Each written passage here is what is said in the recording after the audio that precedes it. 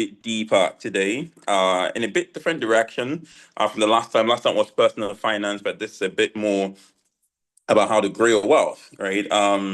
And I'm not going to do a lot of introductions because I know that Kemi will speak about herself a bit before she starts and stuff about her experiences and her work, what she does, and that would give some context to her own speech. So I won't spend a lot of time on that. So I'm really excited about what we're going to do. So this is the second part series, and then there will be the last part of it, which Louis will be speaking on the some finance, but taking a different direction. But at the end of it, it's all about how do we ensure that we are stable, that we grow what God has blessed us with, and literally find new opportunities and as well as maximize our resources as much as possible, make our money work for us as much as possible. So that's what tonight is going to be about. So we're going to start with opening prayer, and then we'll go ahead. I will hand over quickly to her so that she can make use of her time. All right. So let's begin with prayer. Let's begin with prayer tonight. Let us pray.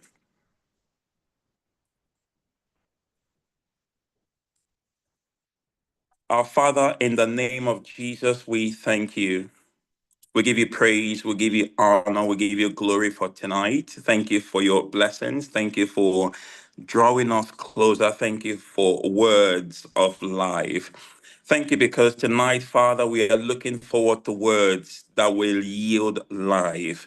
We know, Lord, that your desire for us is not just that we have eternal life, but also in this world as well, that we have life as well. And Lord, we are grateful to you because we know you have a lot planned out for this evening. And we ask that you have your way tonight. Let your name be glorified. We commit this session into your hands and we pray, Holy Spirit, take control. Speak wisdom to our hearts and help us understand the words that our sister would speak this evening. Lord, use her, oh God, as a vessel this evening to communicate the path, oh God, to wealth. Use her this evening, Lord of heaven, to declare your word to us. And may each heart be receptive to receive truth. Grant us understanding. May no one walk away from here without understanding of this truth. In the name of Jesus. Thank you for all you're set to do. Be glorified in Jesus' name. Amen. Amen, amen, amen. All right, welcome everyone again. And I'll hand over now to Kemi. Mrs. Ojenike will take over now. And I'm sure, please write down your questions so that at the end of the day you can just pen down your questions and we'll have time for us to ask our questions and also make our own contributions as well. All right, so thank you so much. So please, if you can unmute your mic, let's do that and just unmute your mic and let's welcome our sister Kemi Ojenike. Let's put our hands together for her. Everyone, let's welcome her. Thank you. You're welcome. You're welcome. Thank you. Welcome, Kemi. Thank you. Thank you so much for being here. Thank you for the time. And a big thank you to the Hills Business Hub for the opportunity to be sharing on a subject that I am so passionate about. The way in which I got to this point is one that I hope that in the course of this conversation, I'll get to share with you. But welcome to the second installment of the Wealth Creation Personal Finance series. If you missed the first one that Pastor ID took about 2 weeks ago, I will encourage you to please go back to watch it. It's on our YouTube channel or the channel of Ecclesia Hills Church. And it was such a fantastic background because she shook our mindset. She essentially woke us up because that's how I felt after that session. She spoke about personal finance. Yes, we spoke about your money mindset. We spoke about understanding your assets and your liabilities and knowing what your net worth is as a person. And after that conversation, I'm pretty sure that for some of us, some of the things that we thought were assets, they were actually liabilities. It was an eye opener for us. And so this is the second installment, and the goal of this entire session, like Pastor Fred had said at the beginning, is to empower us for 2025, right? At the end of the day, this is not the first webinar that you will attend, and it will most likely not be the last. But the goal here is to turn this conversation into action that will change your life, because none of us is satisfied with simply speaking about things that do not turn into action. And I'm hoping that at the end of this three-part series, you would be able to look back in a few months from now and you would actually see a difference. That's my deepest desire. And I look forward to really engaging with everyone. If you have questions, comments, please use the chat box. That's why it's here. And it's going to be a fantastic time. I'm going to try to keep this under 2 hours.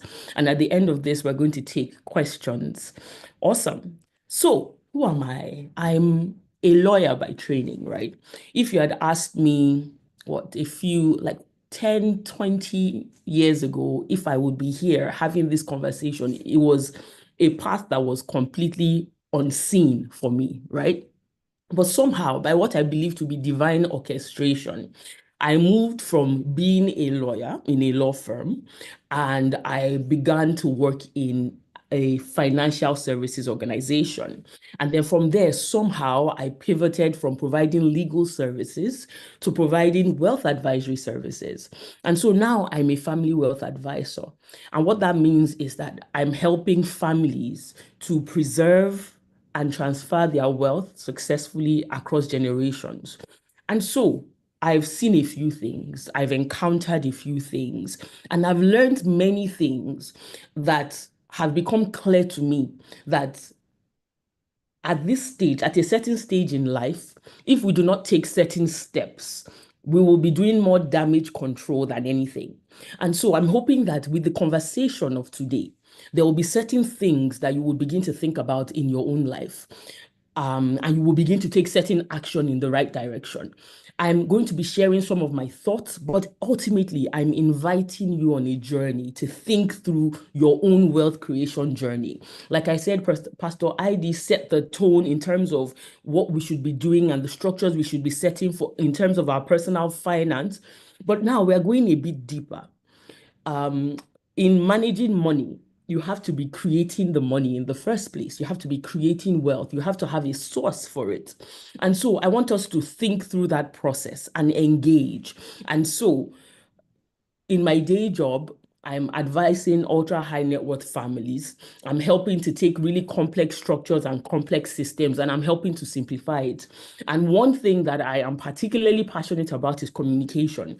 I've seen a thread in terms of how wealth is built, how wealth is managed, and how communication literally plays a role in our day-to-day lives. And so I get to bring all of this together, my legal background, my wealth management work, and my love for communication to deliver real solutions and to empower people to live meaningful lives. So thank you so much for being here. Now, to make the most of these 2 hours, because your time is extremely precious and I do not take it for granted.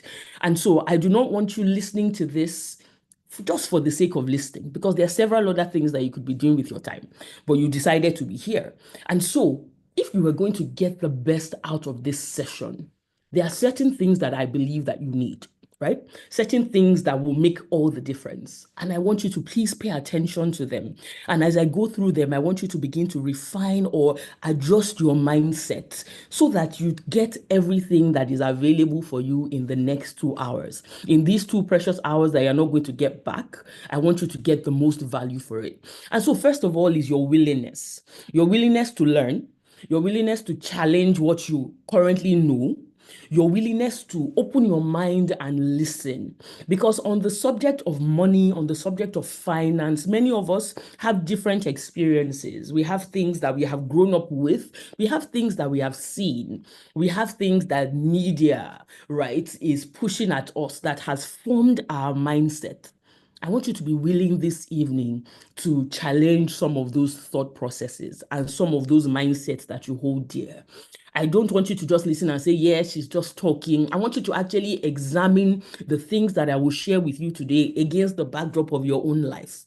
I also want you to pay attention, right? It's a virtual meeting and there's the possibility to get distracted very easily, but please, as much as you can, just follow the conversation. And I want you to commit to action.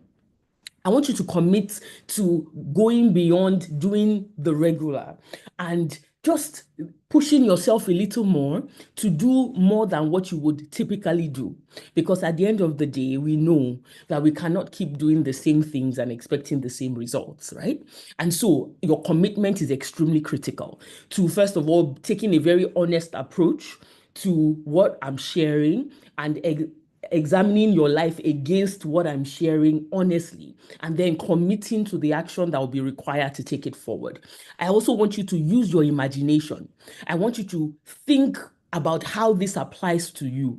On the subject of wealth, it's very easy to feel like, yeah, because of my circumstances, because of one thing or the other, this does not apply to me. This applies to certain people, but it does not connect with me. But I want you to use your imagination. And as we go along, you will see why that imagination is extremely critical. And like I said before, action means everything. The difference between what you will hear today and the person that you were tomorrow is what you do with what we share. And so in all three installments of this session and in every value-packed session that the Hills Business Hub will bring your way, please commit to taking action. Please commit to taking action. All right. Now, understanding wealth. And we're going to make this as interactive as possible. We're going to be using the chat box. So when you think wealth, what comes to your mind? Don't think about it too deeply. When you think wealth, what comes to your mind? What does wealth mean to you? Yes, Martha says money. Yes, that's a very clear, very obvious answer, right? A lot of money. Fantastic. Fantastic. When you think about wealth, what is coming to you? When you think, yes, I want to be wealthy, what does that mean? What does that feel like for you? What does that look like when you dream about money? Or when you think about wealth, is it money, just money you're thinking about, lots of money?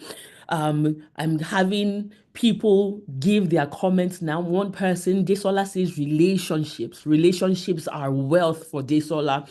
Dolapo says assets, freedom. Kayode says freedom, multiple streams of money inflows or money coming from different places. Kelechi says financial freedom. Kiki says liberty, resources, access, intangibles, money and assets, generational assets, value. Fantastic. So one thing is clear, that we are a very enlightened audience with the feedback that we're giving. And it's important for me to mention at this point that you may be on this call and you are on a very unique journey. So you might, for instance, be an entrepreneur, you're a business owner, you could be a career professional, you are in a job, you could even be in between jobs, right? You could also be one who is very familiar with the world of investments. You're an expert in that field. You may be one who is just trying your hands out at it, or you may have never invested in your life. Whichever side of the spectrum that you are on, I assure you that there's something here for you. And whichever side you are on, one thing that is clear is that everyone from time to time thinks about wealth. Everyone is thinking about comfort, affordability at will. And these are fantastic answers. One person, Queen, says wealth is money multiplying money. And that is fantastic. And so typically, wealth would be abundance of resources, abundance of assets, right? Houses, cars, the ability to buy what you like without looking at your price tag would be nice. For some, it would be being influential, for me to be able to say jump and the response I get is how high, for me to be able to get people to do what I want them to do. Popularity, fame might be what some other people consider as wealth. And for some, it would be never having to work again, never having to worry about paying a bill again. These are some of the things that typically would come to our minds and we would desire when we are thinking about wealth. However, from my perspective and from what I have seen, wealth is whatever it is that you define it to be, is influenced by three major things. Three major things. Wealth is influenced by three major things. And what are these things? The first is your mind. Now, usually when you hear mind, you hear mindset. You're thinking, aspire to perspire. Oh, think positive. If you believe it, you can achieve it. And all those things. That's what comes to your mind. When they say mind, you're like, what does that really mean? Yes, thinking positive. I've been doing that all these years and I still don't have the money that I'm looking for in my pocket. But what I want you to bear in mind today is that everything starts from the mind. Every single action you will take emanates from your thought process. And usually it is because your thoughts are not tangible, because your mind is not something that you can hold, it is easy for you to discount what is going on there. And many times we are more focused on action, what I can do, beyond really thinking about what is going on in our mind. But I put it to you today that the journey of creating wealth starts with your mind. It starts with what you think is possible and what you think is not possible. It starts with where you place your priorities in your mind, right? It starts with what you can generate from your mind. And if you are in doubt as to how important your mind is, just think about how distracting the world has become. Think about all the things that are struggling for your mind space, all the things that are trying to get your attention. If you can cast your mind back to 10 years ago, 8 years ago, 15 years ago, the things that are literally fighting for your attention cannot be compared to what is fighting for your attention now. But because the world has kind of become more savvy and things are moving at a faster pace, it is easier for us to ignore or not notice that the real war, the real battle, the real market share is for a share of your mind.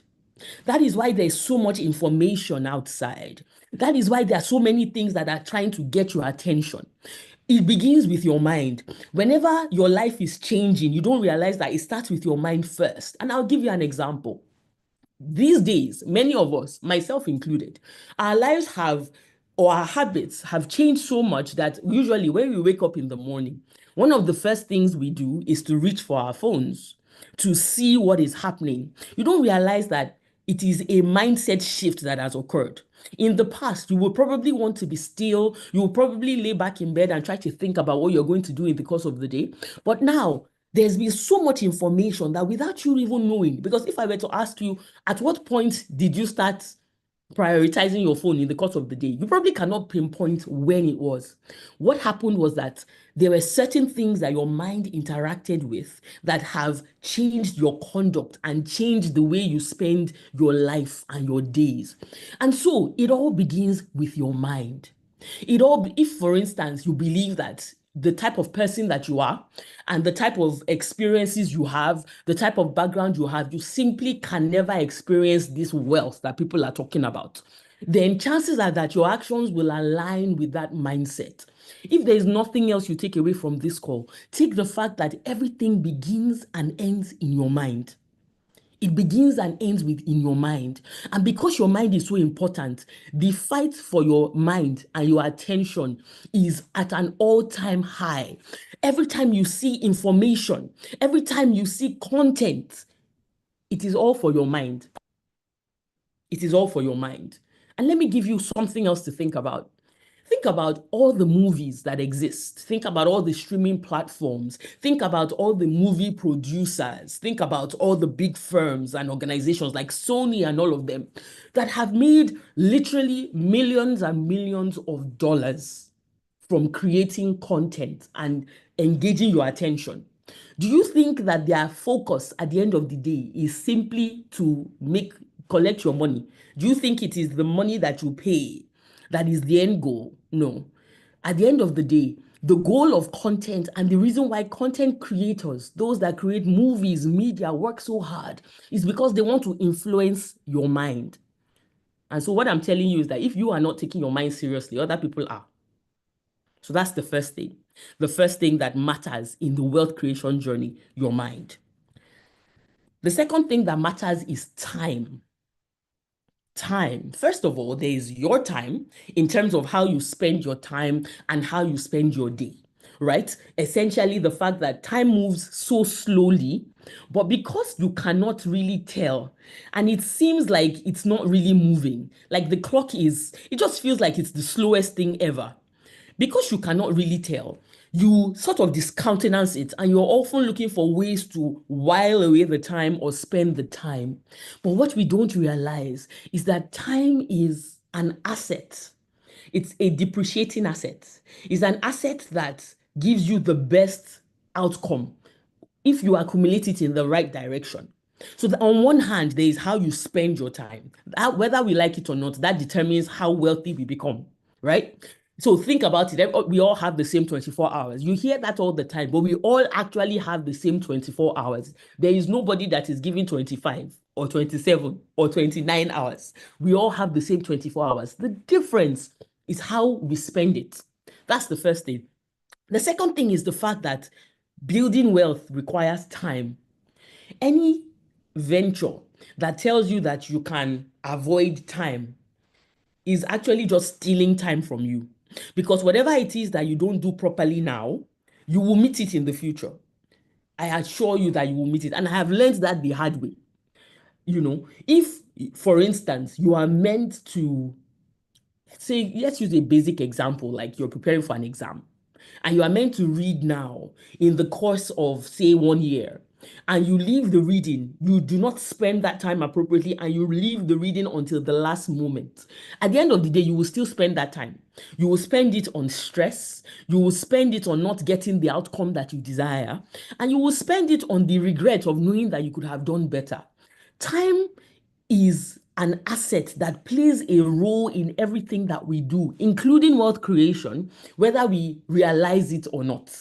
Whether you realize it or not, time must play its role and you cannot steal it. If you postpone it, you are only postponing it in the future. And so what typically happens is that if they think of it this way, two people, right? Two individuals that are born around the same time, attend the same school, go through the same learning, but have the completely different outcomes. It has to do with how they used and maximized time. And so you cannot create wealth. You cannot create lasting wealth without understanding time, without understanding the place of time in your wealth creation journey. You absolutely cannot. And the deception, like I said, is because time feels like it moves so slowly, but it actually doesn't. Because once you realize that time that you have lost, you cannot get it back, then you realize that it is an asset that is very fleeting and you must make the best of before it is lost. The final factor that completely influences wealth creation is value. At the end of the day, and I'm laying this foundation because it's on this basis that I'm going to define from my perspective and from my experience what wealth is and what wealth creation is. Value is that thing that is worthwhile, that is so worthwhile that can be exchanged for something else, right? And if you think about it, every day you are exchanging value. Every day, every single day. Everything that we do is an exchange of value. When I go to work, I'm exchanging value so that I can get paid. When I go to the store to buy food, or when I go to a restaurant or whatever to buy food, I'm exchanging value. The value I'm getting is the food I'm eating, and I'm giving money. And so the entire world of commerce, the entire world, the entire economy is one big fat exchange of value. And so if you are not clear on what your value is and what you are exchanging and how valuable what you are exchanging is, then your wealth creation journey is severely limited, because the world speaks the language of value. Whether it is legitimate value or illegitimate, it is all about value. The person that goes to rob somebody else, the armed robber that carries a gun, it's a value exchange. What they are giving is the risk to their lives. They are exchanging terror to obtain the resources of someone else. And so it's all about value. You can't create wealth without value. Even if you steal, there's still some value exchange there.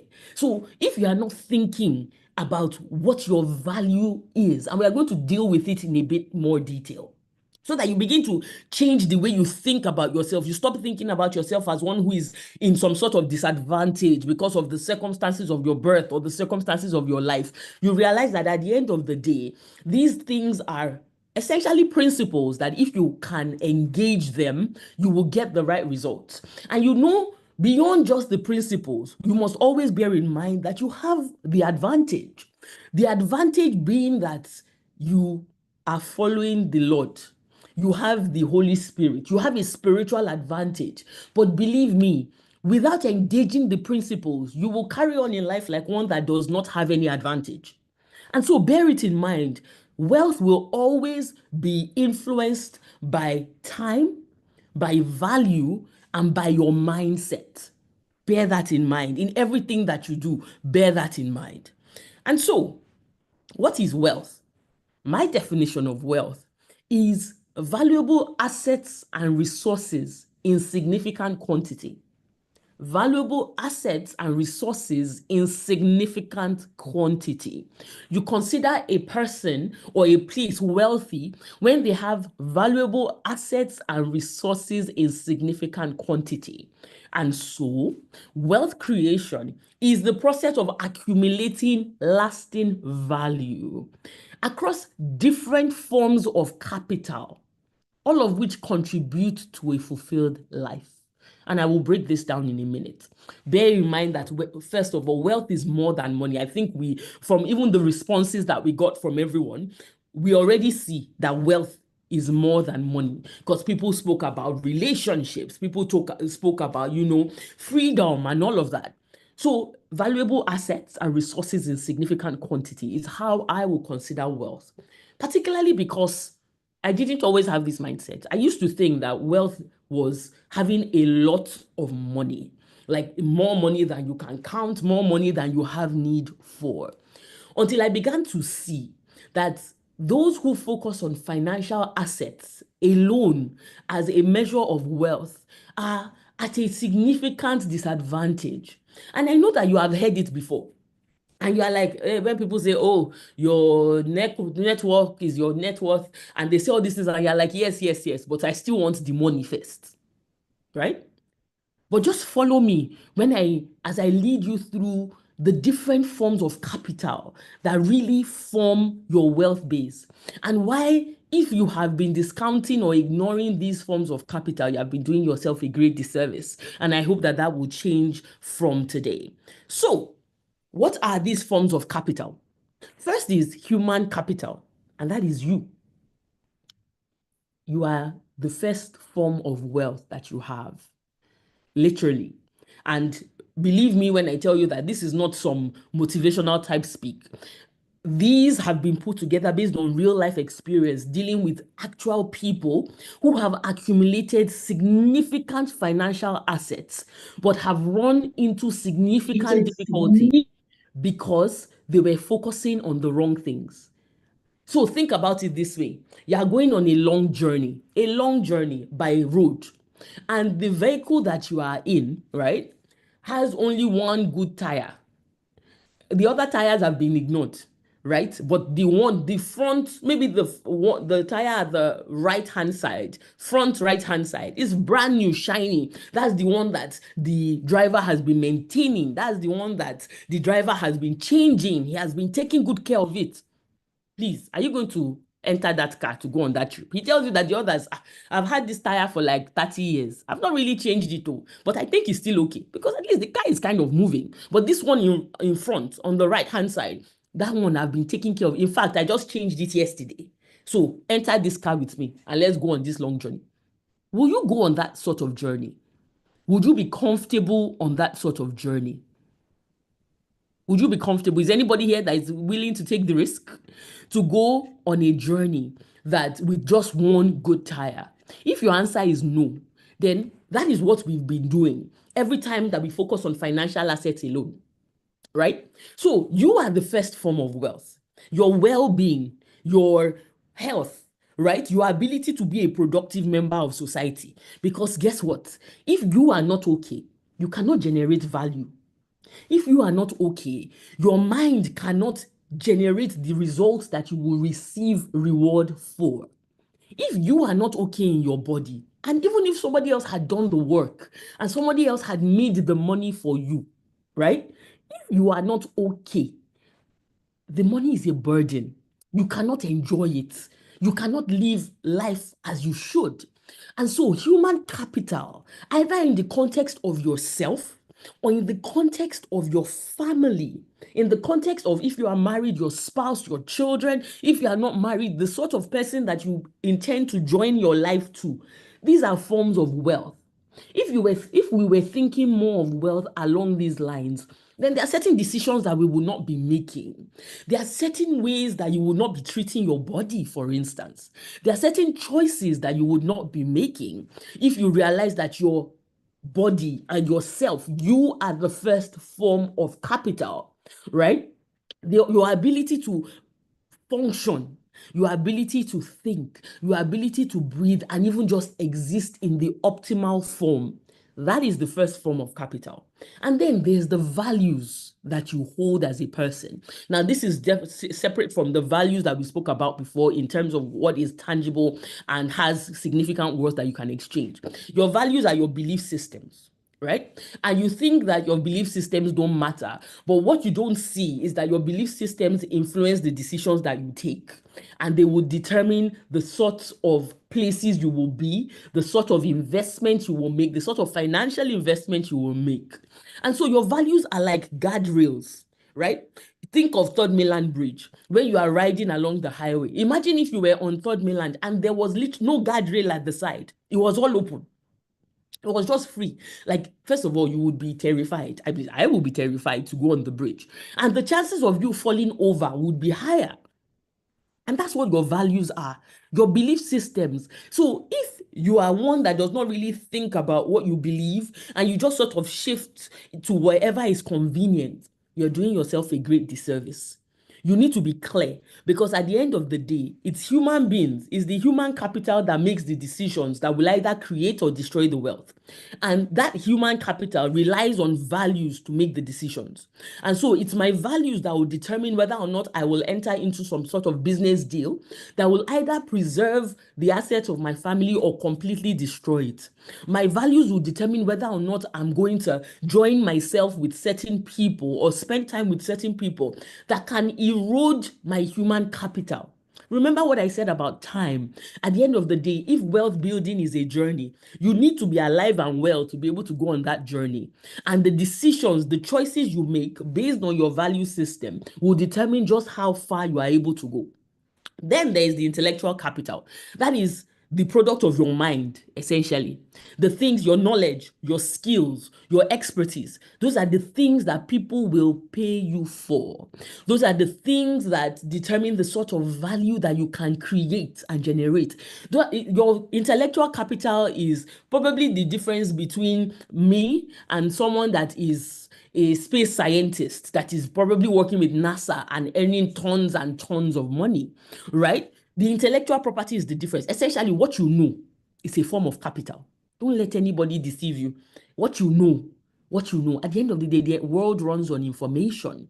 There is the exchange of information at the end of the day that matters. It is what you know. What you know will determine what you can charge. What you know will determine just how valuable you are to getting certain outcomes. And so if you are not building wealth in terms of building what you know, then you're not building the value in yourself.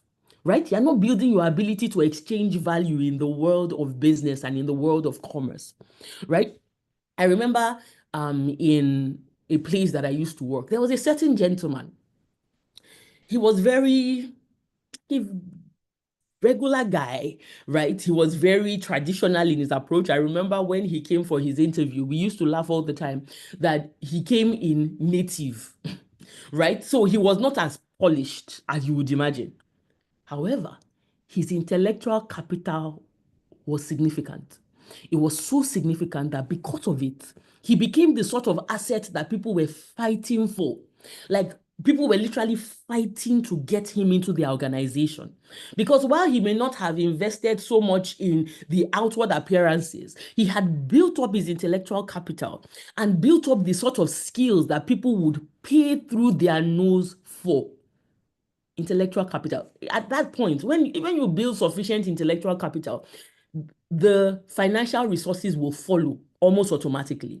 Then there is the social capital, essentially who you know, your relationships, your network, your connection. And many times when we think of our network, you're thinking, oh, if I do not know the high and mighty, then I am not connected and my social capital is low. That could not be further from the truth. If that's how you have been thinking, it means that you have been squandering your social capital. So it means, for instance, that you tend to, look down on those that seem like they cannot offer you much, while you focus on those that you think can offer you much, while you are actually losing out a lot. A typical example, I know of a CEO who takes the feedback of her electrician, of her facility manager, more seriously than she will take the feedback of her vice president. Why? Because that relationship is valuable. That individual has created such value. Imagine how much wealth we rob ourselves of if we are looking down on certain people, right? Perhaps the receptionist at the entrance of the organization or the security. Not something as simple as not treating people well is taking money out of our hands, is diminishing our ability to create lasting wealth. And so there is, first of all, building relationships from a place of decency and respect of humanity. And then there is the place of being deliberate about nurturing relationships. Building relationships is not easy. That's the truth. It's not easy, it's not convenient. But showing people that you value them, and not because you want to get something from them, but because you care about them, knowing that at some point in the future you could do something worthwhile together. That's social capital. That's social capital. The ability to treat people like human beings such that every time they remember you, they think of you fondly. And what now eventually happens, because one mistake we typically make is that we imagine that the way I can get something out of someone or get a favor is by being in their face, giving them my card, calling them back to back to back. But that thing doesn't work. It actually doesn't, I can assure you. What works is, first of all, presenting yourself as the person of value, presenting yourself as someone who cares about other people genuinely, and such that when the need arises, your name comes up. You come to mind as someone that can do the work. It's a very painstaking, very deliberate process of building your social capital. Because guess what? No man is an island. Without your social capital, without relationships, without deliberately adding and pouring into other people and helping other people to be better without expecting reward, chances are that your social network will not be as strong as it can be. And then finally is financial capital. That is essentially the one that ties it all together. The money that you have ideally should energize all these other forms of capital, right? It's the human being that has a strong set of values that guide their actions, that invests in the knowledge that they have and builds their social network. It is that person that will be best positioned to generate financial capital, right? To generate wealth in the sense of money. Because remember, money follows value. Nobody drops money, does not drop from the sky. If anybody is telling you that they will just give you for no reason at all, there is some sort of value that has been exchanged. Whether it's obvious or not, money always follows value. And so, when we're thinking wealth, typically we're thinking long-term or short-term because we have real needs, right? We have real desires, we have real bills to pay. Many times we are very short-term in our thinking. And so we are thinking, what can I get now? What can I create now? Or what is the immediate source of income? And so what happens with short-term wealth is that it's essentially what you get that can sort out your immediate needs. And it's necessary for survival, to eat, to have food, clothing, shelter, but may not contribute to future security. That is to say, it doesn't last beyond the moment, right? Sometimes it helps with your immediate gratification. You need something in the moment, or you have some sort of craving. And with short-term wealth, you satisfy that craving in the moment, but you're not really thinking about what happens tomorrow. And the thing about this sort of wealth, this sort of asset, this sort of mindset is that it may not be available for needs beyond now. And an example of this would be your monthly income. So many of us, myself included, for the longest time, we kind of live in a cycle, right? We live in a cycle. You work in the course of the month. You might even rack up some debt in the course of the month. You get your salary, you settle the debt, you settle your bills, and then you continue on and on and on, such that if there is anything that comes to shake the order of things, something unexpected, there is no allowance for it. If there is an opportunity that is unexpected, there is no allowance for it because it's short term. In the alternative, there is the long-term side of this, long-term wealth. And what does it look like? What are some of the qualities of this? Long-term, that is to say, it takes time. It provides stability over time, right? It requires consistent effort and strategic planning. It does not fall from the sky. It also requires investments, right? It's focused on growth. It requires that you say no to certain things that you would like to have now, and it requires discipline. Please don't let anybody deceive you. Even those that do money rituals, those that get money through some sort of illegal or inappropriate means, there is sacrifice required. There is discipline required. At the end of the day, as I grew older, one of the things that I have come to terms with is that the way life is wired, there will always be work involved. There is no such thing as a free breakfast. There will always be work involved. So whether you choose to do the work properly and go through the process, or you allow something to compel you to do the work in a certain way, there is always some sort of effort that is required. There will always be some sort of discipline that is required, right? And so if your intention is to build wealth in the long term, then you are thinking beyond today. You are thinking beyond what you will spend today. You are thinking beyond what you need today. You are thinking of how to position yourself in a way that you can take advantage of opportunities as they come across, as they come up, right? And so the sort of things that will help you build long-term wealth are investments. They are building your different forms of capital. Because think about it this way. Imagine a young child whose parents are very deliberate about building up that child. And they have this mindset that, okay, I want my child to be wealthy. I want my child to become a wealthy individual. So what that parent does is that as the child is growing up, not when the child is already grown, as the child is growing, they equip them, first of all, their physical well-being. They make choices that ensure that that child is healthy. Then they help to build their intellect. And this goes beyond academics, right? This is building the right sort of skill. This means not giving that child everything that that child asks for, right? This means helping that child to go through certain experiences that will develop the right sort of behavior. This means making that child work or experience what it means to delay what they want now for a future benefit, right?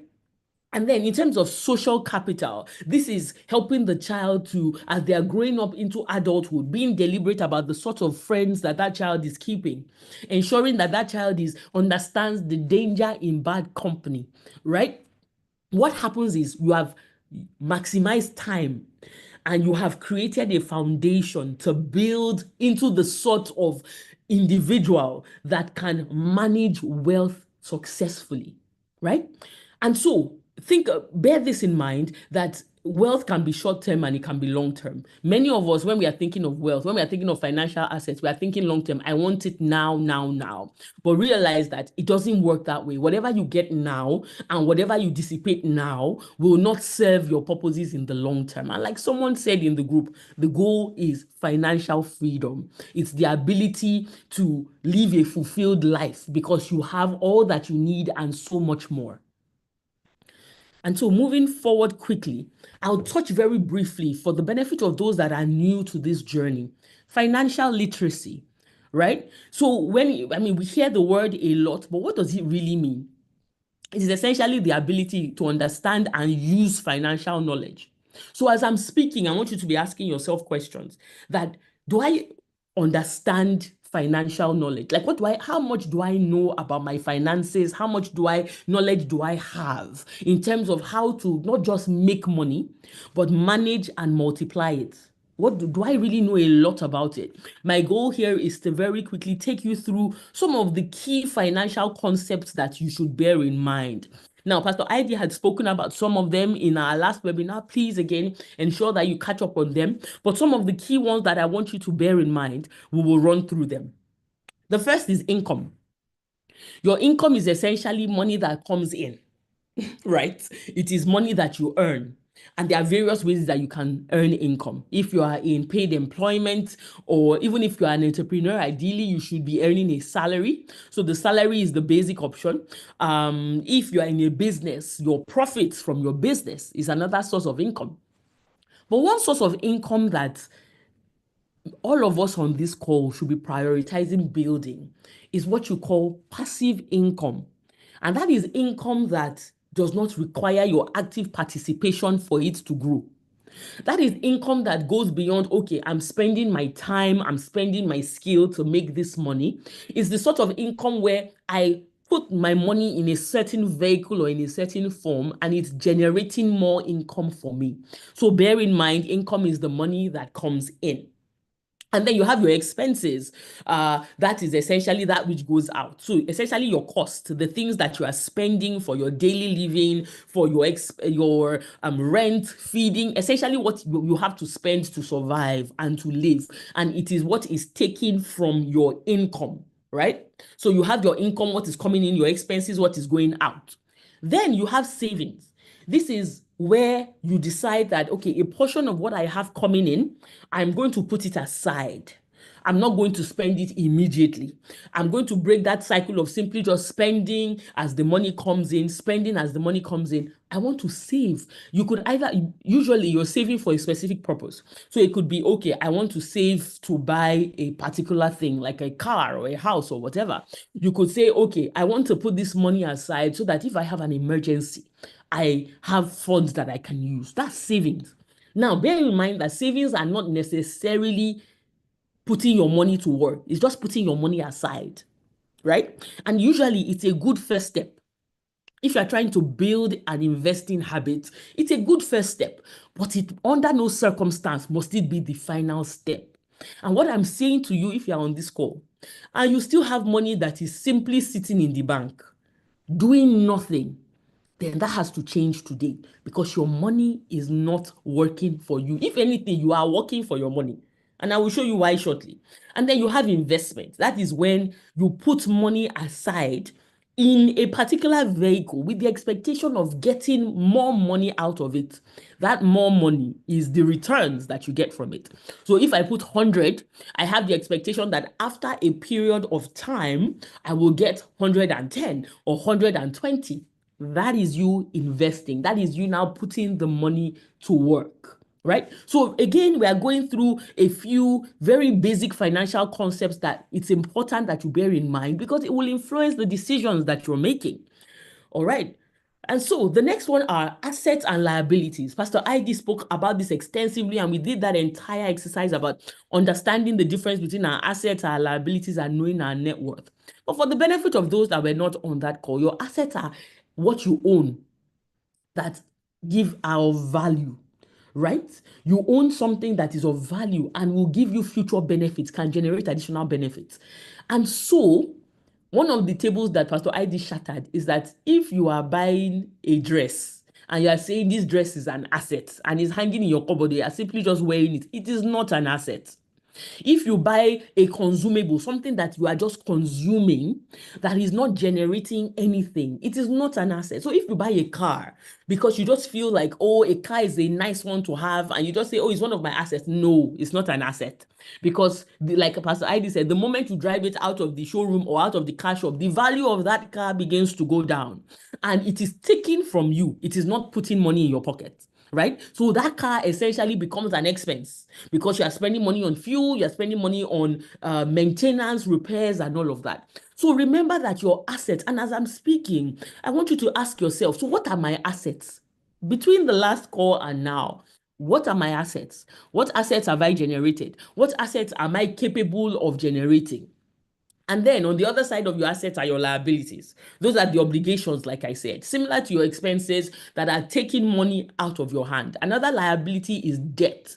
When you take a loan, we're going to deal with that shortly because we dealt with it the last time in the first installment, but it begs repeating that our relationship with debt has to be extremely careful and extremely deliberate.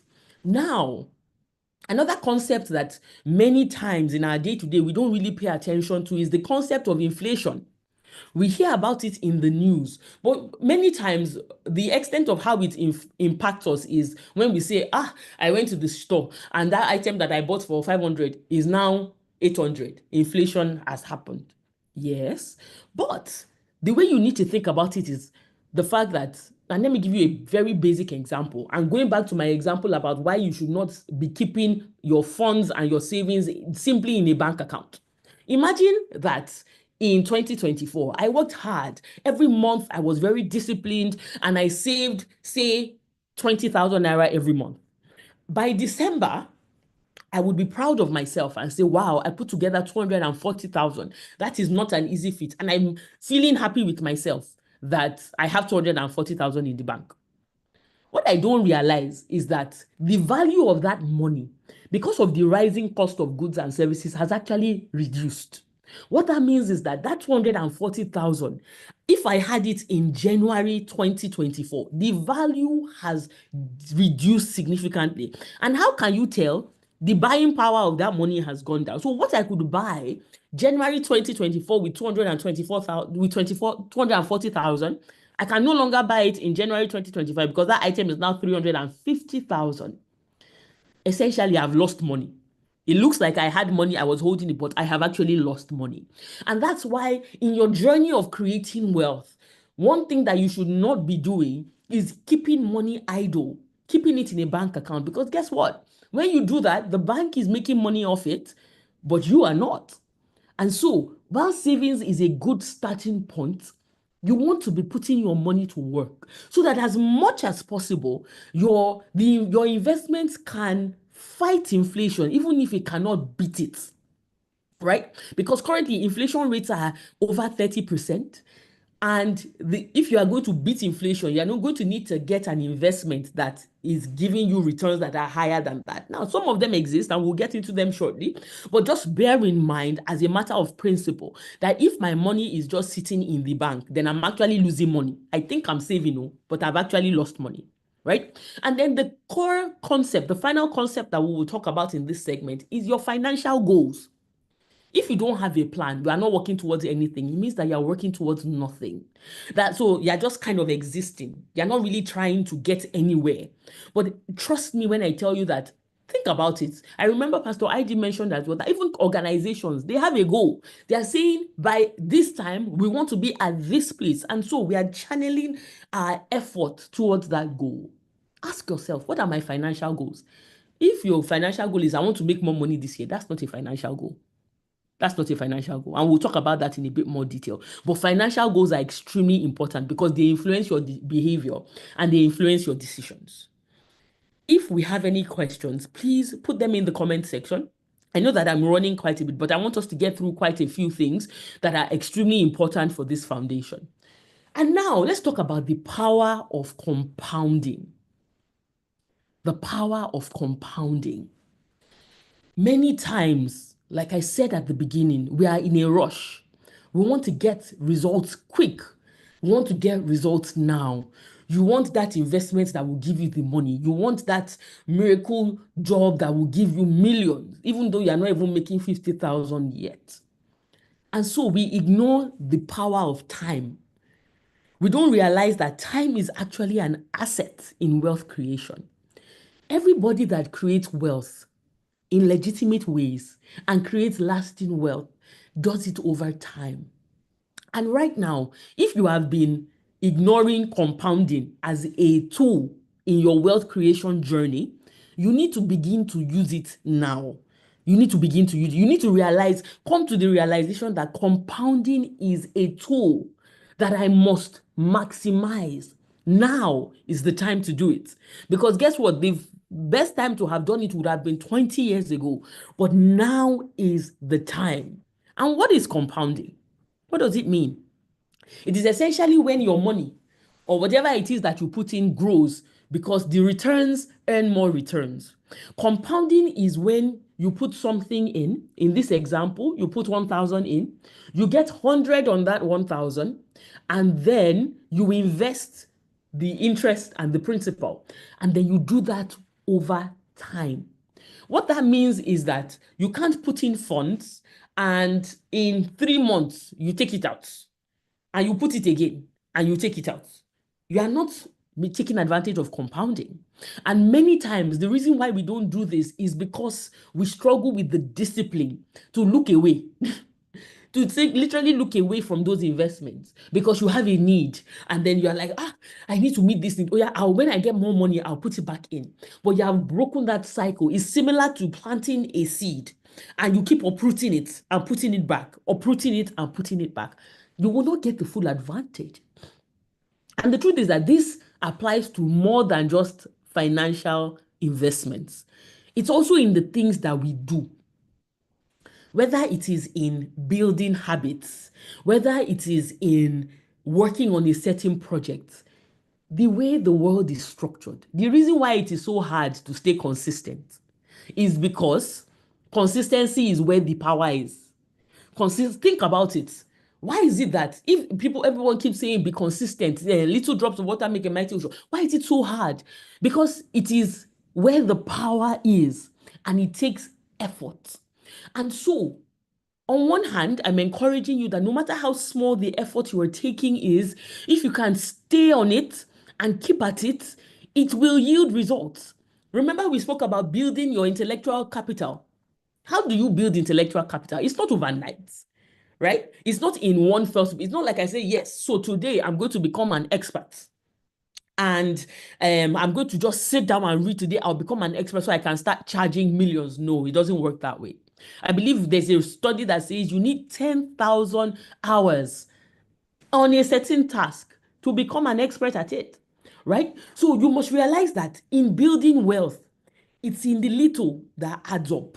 Don't let anybody deceive you. Those that seem like they have it all today, it didn't start today. It didn't start today, and they didn't start with everything. Usually, they start with very little. And in that very little, they do not even completely see the potential of it. But then there is now the snowball effect.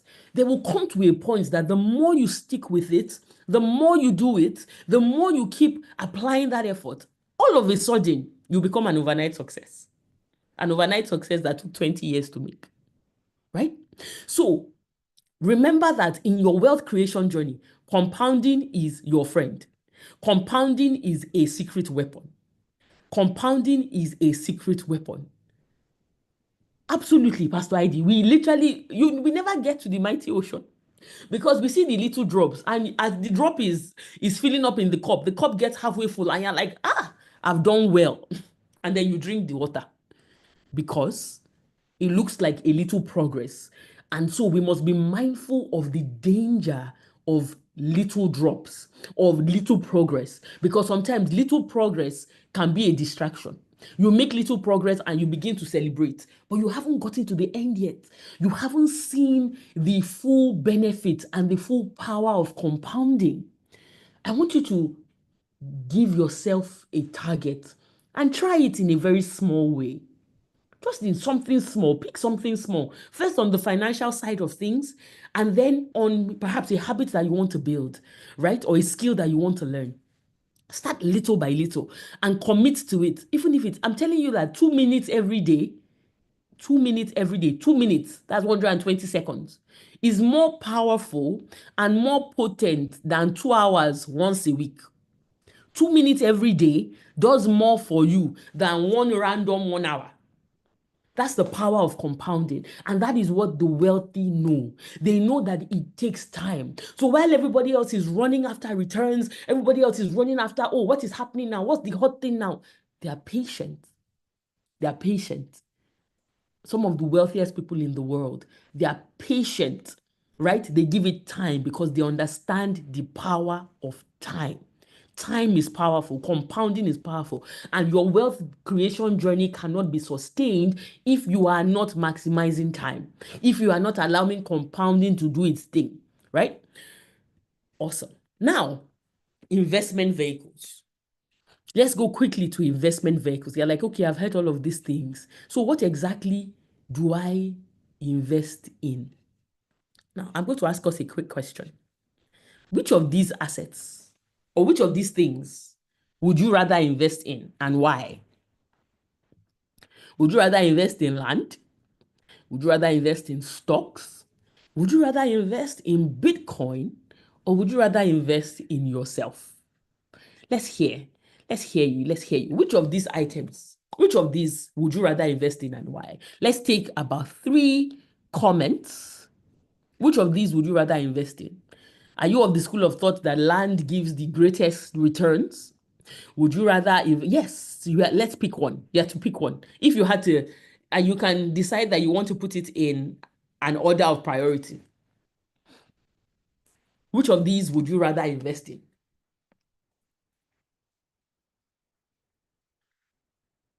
Okay, I can see a number of people saying they would rather invest in themselves. Pastor ID says she would rather invest in stocks and Bitcoin. Pastor ID, would you tell us why? Queen says self and gold. She adds a completely different asset class. Interesting. Elon says land. Pastor ID, were you going to, is someone speaking? I've unmuted. Yes. I would rather do, I guess, you also have to think about, like you said from the beginning, what are your goals? So investing in myself is an investment that has been made, maybe Right. because of age. I'm also at a point where I'm slowing down on that. Right. And I'm trying to recoup in other areas. So I Got would it. rather do stocks and Bitcoin because I'm looking for, my goals are different. Let me just put it that way. And I'm looking for returns that can, give me safety and security as Right. I get older. And then I can now put all of that in the money markets and compound it. Fantastic. Fantastic. Thank So you my so much. goals are different. Fantastic. And so from there, you sort of hear, first of all, her goals. She's spoken about time as well, because right now, perhaps investing in herself is not the priority because she's done that already. And because she's invested in herself, she's able to put together the assets to invest in other classes, right? So thank you so much for that. Someone says myself, land, stocks, Bitcoin in that order. Myself and land. So we have a lot of self, we have a lot of land in the comments, and this is helpful. So in this segment, our goal is to go through some of the available investment vehicles that exist, right? And I'm calling them vehicles because for the purpose of this conversation, an investment vehicle is an instrument or a product that you can use to put your money to work, expecting that you will gain some sort of returns or profit at the end of the day. Every time I use returns for the sake of those who are just starting out on this journey, returns mean essentially some sort of profit or what you get out of it. It could also be interest, right? So if I invest 100 and I get 20 in addition to my 100, the 20 are my returns, the 100 is my principal. And so investment vehicles are the sort of places that you can put your money in, the sort of structures that you can put your money in with the expectation that you will get something out of it. It is important to understand the investment vehicles that exist. Because if you don't understand it, and you don't understand the ones that are legitimate and the ones that are not, it will be very easy to be deceived. It will be very easy for someone to tell you that, oh, bring this money, I will multiply it in 30 days, and I will give you 3 times the amount. Those sort of things will sound appealing if we do not understand the role of time in investment. And I'm hoping that by the end of this session, when you hear those sort of things, you will have more questions in your mind, because you will remember that we said that time and compounding are extremely critical in the journey of investing and building financial wealth. And so, investment vehicles, what vehicles exist? Some of the examples, more common examples, are equities. Right? What are equities? Equities are stocks. Essentially, explaining it in the simplest way possible, it's a unit of ownership of a company. Right? So when you buy equity, essentially you buy a share, like you buy a portion of that company. And because you've bought a portion of that company, you are an owner of that company. And because you're an owner of that company, you can either participate when that company makes profits. Because you're an owner, you become entitled to receiving part of the profit of that company.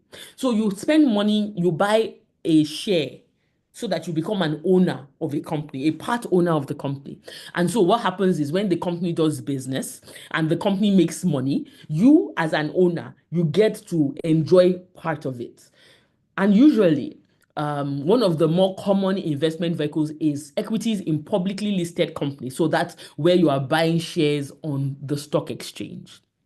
Now, I'm going to go through the vehicles, but I'm going to go through them in detail so that you understand which one might be right for you and which one might not be right for you.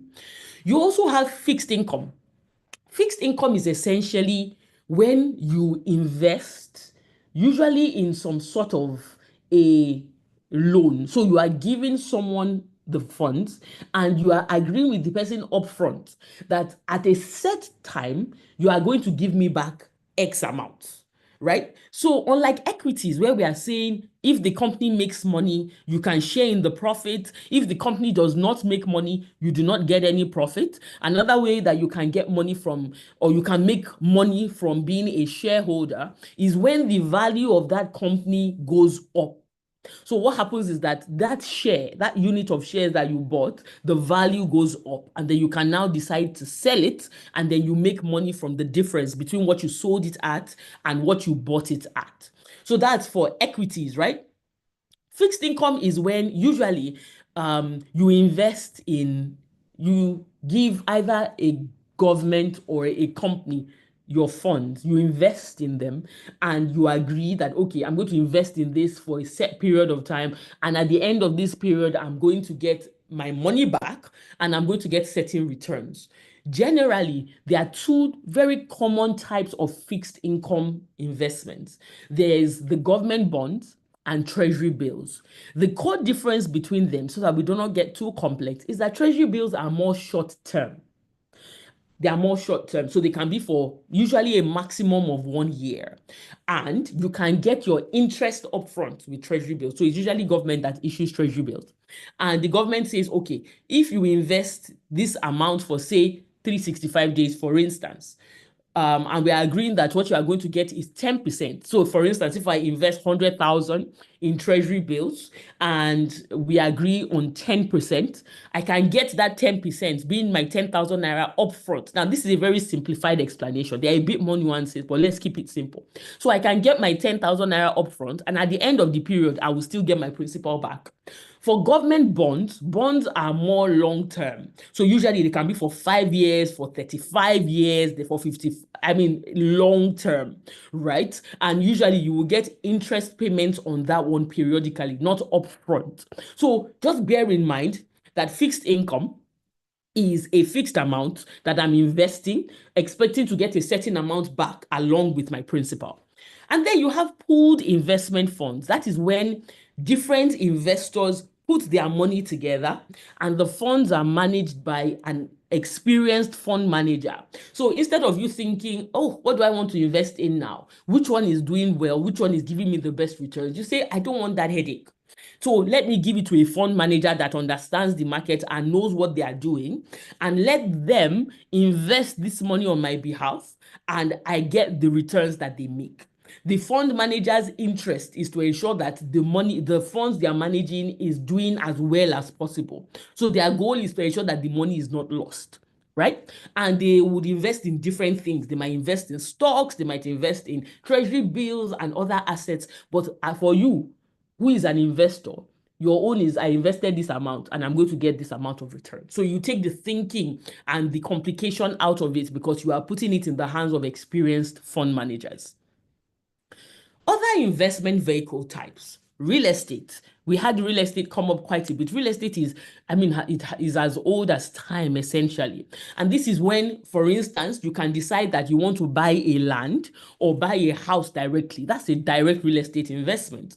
And usually you buy it and you hold it in the hope that a few years down the line, it would have increased in value and then you can sell it. Right? So if, for instance, I spend 1 million naira buying a land and I hold it, and in 5 years, I'm able to sell it for, say, 2 million or 3 million, it means that I've made what? Over 200% returns, and I've made my money back and I've made some extra. That's what direct real estate investment is. There are also indirect ways where you are investing in a fund, in a pool of funds for professionals, right? So that's usually called some sort of real estate investment trust, where you're saying, okay, this particular pool of investors are coming together to invest, and the core asset that this investment will be applied to is real estate. And then you have a professional fund manager who is managing those funds and paying you your returns as at when due. These days, we also have a few other types of investment, real estate investments. For instance, one that has become increasingly popular is short lets. So where you can, for instance, lease a property, right? And you now sublet it to someone else for a short period of time. Those are ways that you can also make money from real estate investments. Now we have alternative investments. So the first set that I showed you before, equities, fixed income, mutual funds, they are typically considered as traditional investment vehicles. But alternative investments are those that are not traditional. So things like private equity. And what does private equity mean? It is essentially you investing in certain companies in the expectation that those companies will do well and you will get profits or dividends from them. Now, remember I mentioned essentially private equity is the other side of investing in publicly listed stocks. So while the publicly listed ones are available to the public, private equity is usually not available to the public. It's usually for a select group of investors. And these investors can either invest in a company that is just starting, like a startup, or in a company that is already existing. Now, in the next few slides, we're going to talk about whether or not this sort of investment is for you and what you need to be thinking about before you decide that you want to try this investment. We also have agricultural investments. These are not as popular. At some point, they were quite popular, where investors put money together on a platform and an expert manager invests in agriculture. And when there is a harvest, they distribute. Or you can just invest directly in agriculture. You buy land, you invest in a farm directly, and so on. Now, we also have digital assets.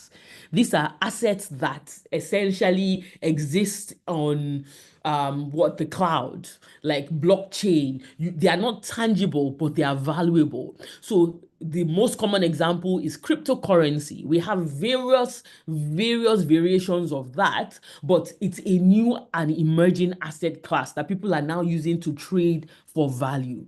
So these are some of the more popular investment vehicles that exist. Now, to help you understand and determine which one you should be considering or why you should or should not be considering anyone, let's categorize them. You can categorize these investment vehicles by asset type. In this case, if you're investing in equity, that's one type. That's the stocks, mutual funds, private equity. Those are all different forms of equity investments.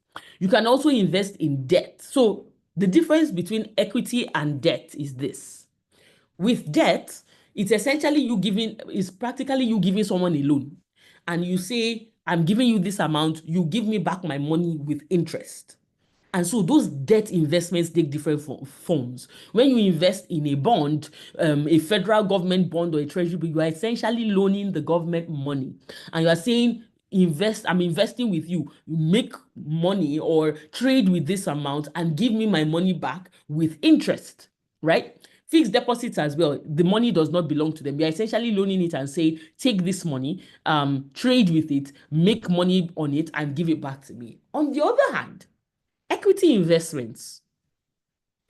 If you invest in a stock today, whether it is in a private equity stock or in publicly listed stocks, if your principal or the value of the stock goes down, the company does not owe you that money.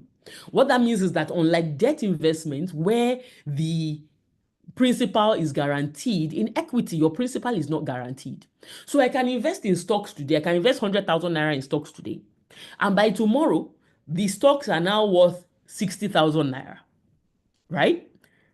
That's what equity is. It's the same way that I can invest 100,000 naira in stocks today, and by tomorrow, next week, next month, next year, that 100,000 is now worth 350,000 naira. It's the upside and the downside. So in equity investment, you are bearing the risk of the upside and the downside. So if we are categorizing by asset types, we have equity investment, debt investment, we have real estate, that's another asset type, and then alternatives. By risk level, this is essentially you saying, and this is so important, particularly if you are a first-time investor or you're trying to just get into this space, you need to understand your risk appetite. And what is your risk appetite? It is your willingness to lose money, essentially. That's the simple way. How willing am I to lose money? And we'll talk about that briefly. But the principle is when the chance of return is higher, usually the risk of loss is also higher. So typically, investments that are low risk, where, for instance, the principal is guaranteed, the return that you will get on that investment will be lower than those investments where the return is very high. So let's use my 100,000 naira example. If I invest in mutual funds, for instance, and maybe the fund is yielding 20%, I can make 20,000 naira on my 100,000 naira investment. So that means I get 120,000 naira, right? And my principal is safe. We're all good. So the risk is lower, but the return is not as high. If I invest in stocks, the same 100,000 naira, I can get 200,000 naira out of that stock. The stock can become worth 200,000 naira. So I've made 100%. That's a high return. But at the same time, for me to participate in that upside, I'm saying that if I'm willing to accept the risk that now my 100,000 naira can become 3 naira tomorrow. And so you must understand your risk level. You must understand your risk appetite. One of the things that you would consider when you're thinking about your risk appetite is your age. Ideally, if you are younger, if you are a teenager, if you are in your early 20s, it is typically expected that you are able to take more risk than if you are retired, right? If you are in retirement, it's not expected that you would invest a lot in high risk instruments. So the risk level of an investment can either be low, in the case of treasury bills, government bonds. It can be moderate in the case of, say, mutual funds, because in mutual fund returns can be high or they can be low. So they are not they can vary a little bit. Real estate as well, the risk there can be moderate because you may or may not, that asset may or may not appreciate depending on what happens in that environment. And there are other risk factors that you need to consider, like title and so on. And then there's high risk. So things like stocks, where, like I said, you can make 100% and you can make 0. Venture capital or private equity, when you invest in a private company, the principle is the same. Many times, venture capitalists will tell you that if they invest in 10 companies, they don't expect all 10 to be successful. If they invest in 10 and 2 of them are successful, then they have achieved their goal. So it's a risk, it's high risk, but usually those 2 that are successful will be able to cover for the loss of the other 8. Again, high risk cryptocurrency, considering that there is no actual tangible asset and the fluctuations can be very extreme, you need to be mindful of that. Another way to categorize investment vehicles is by liquidity. So if you, for instance, you want to invest because you want to build your funds for a certain project, that means that you need liquidity. That is to say, you want to be able to easily turn your investment to cash. There are certain investments that are not as liquid. So I'll give you an example. If I want to maybe invest for a project that I have in 1 year time, maybe I want to pay school fees or something. In 1 year, if I invest in the money market funds, that's the mutual funds that I spoke about, I know that, okay, if I need to take the money out, I can quickly do so. There are certain other investments that are moderately liquid. That is to say, I may or may not be able to get my money out quickly. For instance, bonds, government bonds. You can't just liquidate it. For instance, you have to be able to trade it because it's for a specific period. And if you don't find anybody to buy before the end of the maturity, then you are not able to get it out. Then there are those investment classes that are not liquid. For instance, real estate. It's not easy to sell a property. It will take a lot of effort. So if I have an urgency, I can't say that, okay, I need money by Thursday and I would definitely sell my real estate property by Wednesday. It doesn't work that way. So that asset is illiquid, and you must bear that in mind when deciding the sort of investment you want to make, right? Now, another categorization is by the duration of the investments. Certain investments can be more short-term. For instance, treasury bills, you can invest for 90 days, which is about 3 months.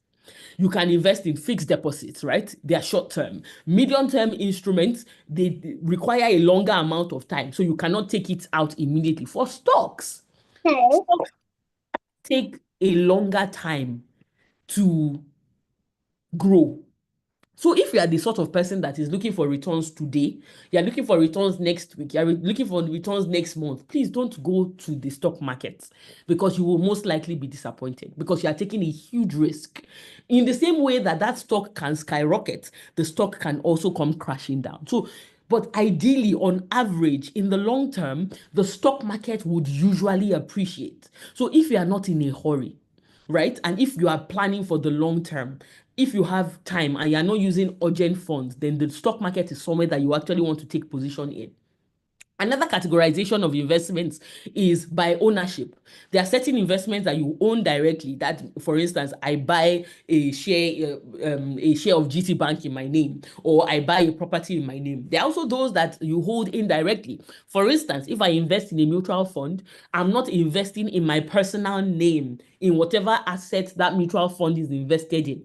I'm only investing in the pool, right? And also, so this applies to the different types of funds that exist. Now, I already spoke about this. In thinking about risk and return, remember, as you are invested, as an investor, there will always be a relationship between risk and return, and you need to find a balance, right? What you don't want to do is to say, I'm willing to take risk. I want to put it all in. I want to give it all it takes. And then you now invest all your money in stocks and you cannot eat. And you are having to take loans. That is not ideal. What you want to do is to find a fine balance. You want to be able to enjoy certain benefits that come with certain risk. At the same time, you don't want to risk losing everything that you have. And so in determining that balance, it will first of all depend on your goal. It will depend on the time that you are working with. It will depend on your income, and it will depend on a variety of factors. Balance is key. And what does balance look like?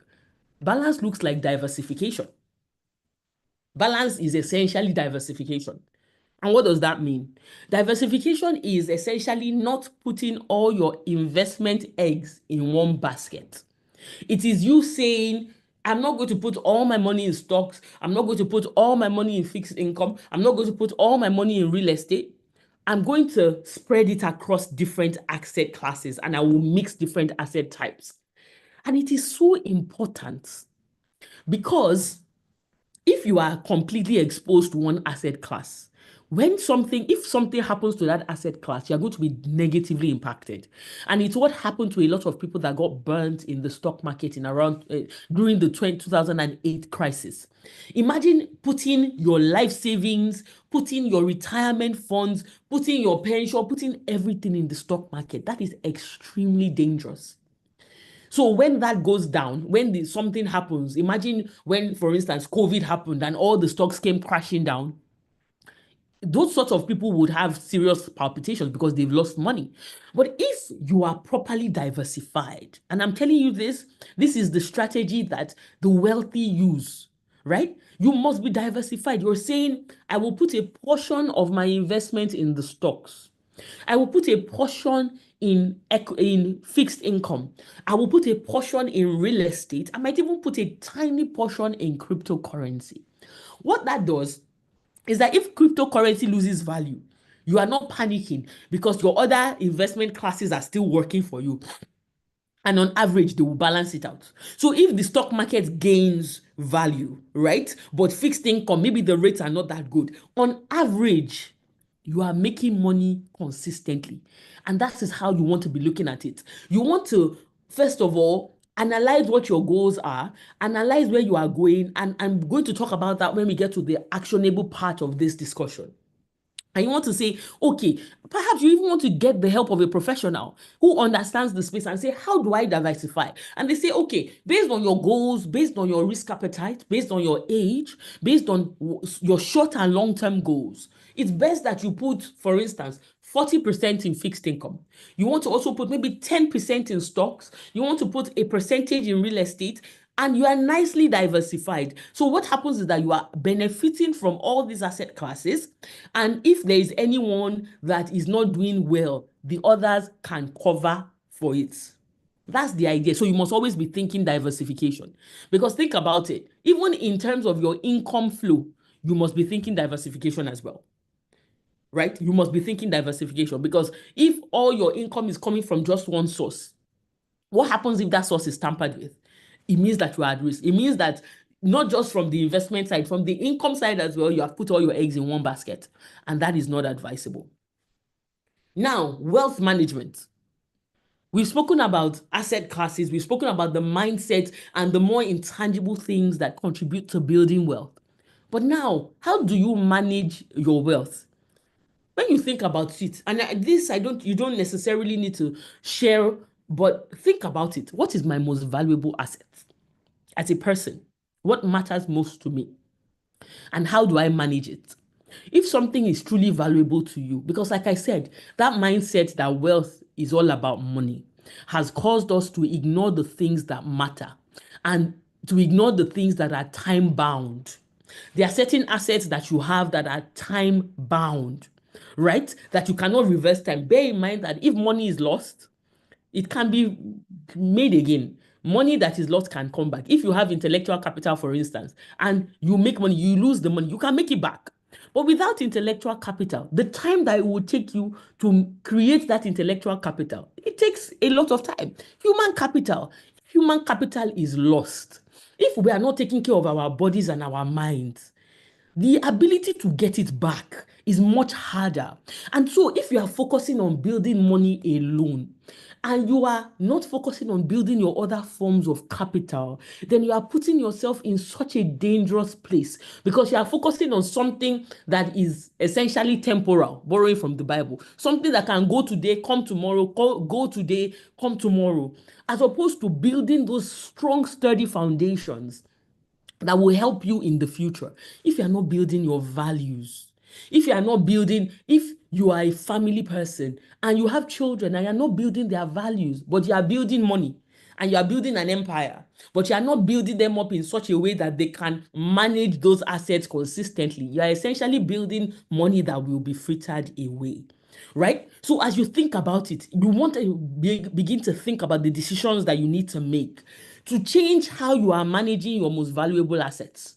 Right? Of course, we are not in any way saying that financial assets are not important. We have dealt with it extensively. It is important. It energizes the other forms of assets, but you cannot focus on one and leave the others. Now, Wealth management is about making informed decisions to grow and protect your assets. Notice I didn't say to grow and protect your money. To grow and protect all your assets. In wealth management, you are thinking about all your assets. And so, what are some of the wealth management principles? Like we have said over and over again on this call, clear goals.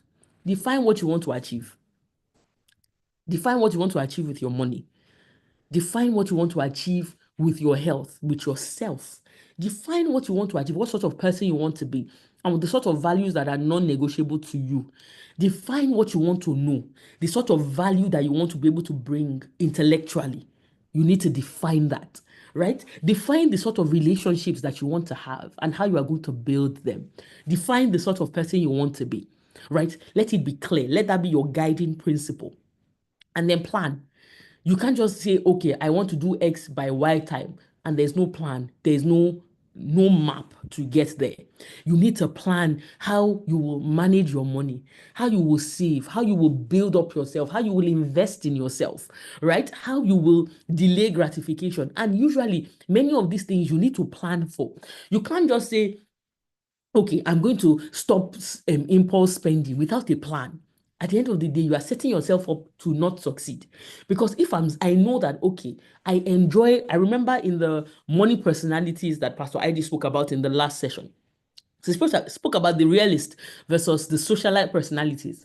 If I have a socialite money personality and I genuinely enjoy connecting with people, if I set up a goal that has a plan that does not include socializing, chances are that goal will not work and I'll end up crashing that entire investment plan. So set your clear goals, be as realistic as possible with them, and then create a plan. And then diversify. We've said this already. Diversification is extremely critical. Don't fall into the temptation of everybody is doing it. Let me put all my money in here. That's as good as gambling. Oh, because it's the hot thing now. Like people that when crypto was hot, crypto is hot. The value of the Bitcoin is skyrocketing to the moon. And then they liquidate all they have and then they put their money inside. And then the thing tanks. And all their money is lost with no foreseeable time that they will get it back. Diversify. Don't allow greed to allow you to focus on one asset class. Diversify. Diversify because balance is everything. Then manage risk wisely. Understand yourself. Don't carry on like in a way that is pretentious. Don't tell yourself I'll do X when you know that you actually cannot do Y. Don't put yourself in a high risk situation when you know that you cannot take it, when you know that you do not have the system for it. Someone can be investing hundreds of thousands in the stock market. Don't just follow them because it's what they are doing. They may have millions somewhere that you don't know about. Then you now invest all your hundreds in that same class. No, don't do that. Manage risk wisely. And one of the ways to manage risk is to seek help.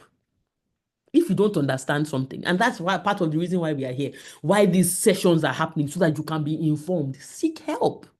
Seek help. And seek the right type of help. Don't seek help from people that are looking to take advantage of you. Be patient and disciplined. If you are working with time, and you understand that time is your ally, time is required, then you know that you must give time the opportunity to do its thing.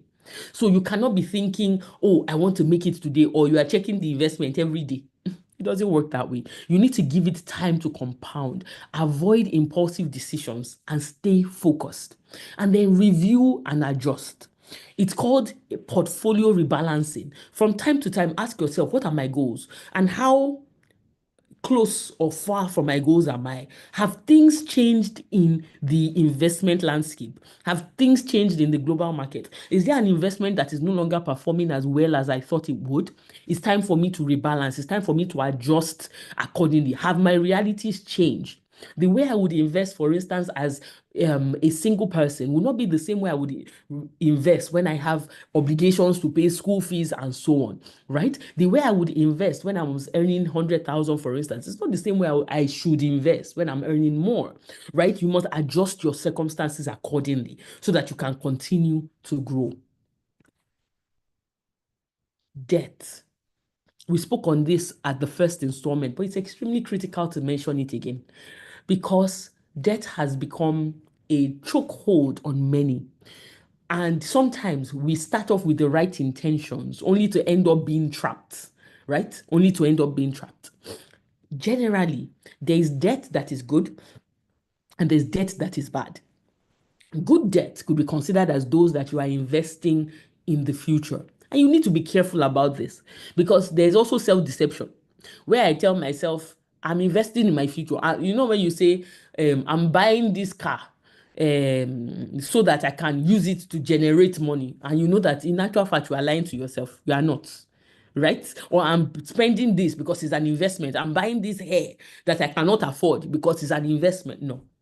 So an actual tangible investment in your future that you can see the clear outcomes that will get. For instance, education. If you really need to, you know that there's a particular qualification that you need to get a certain role that will take you to the next level in your career.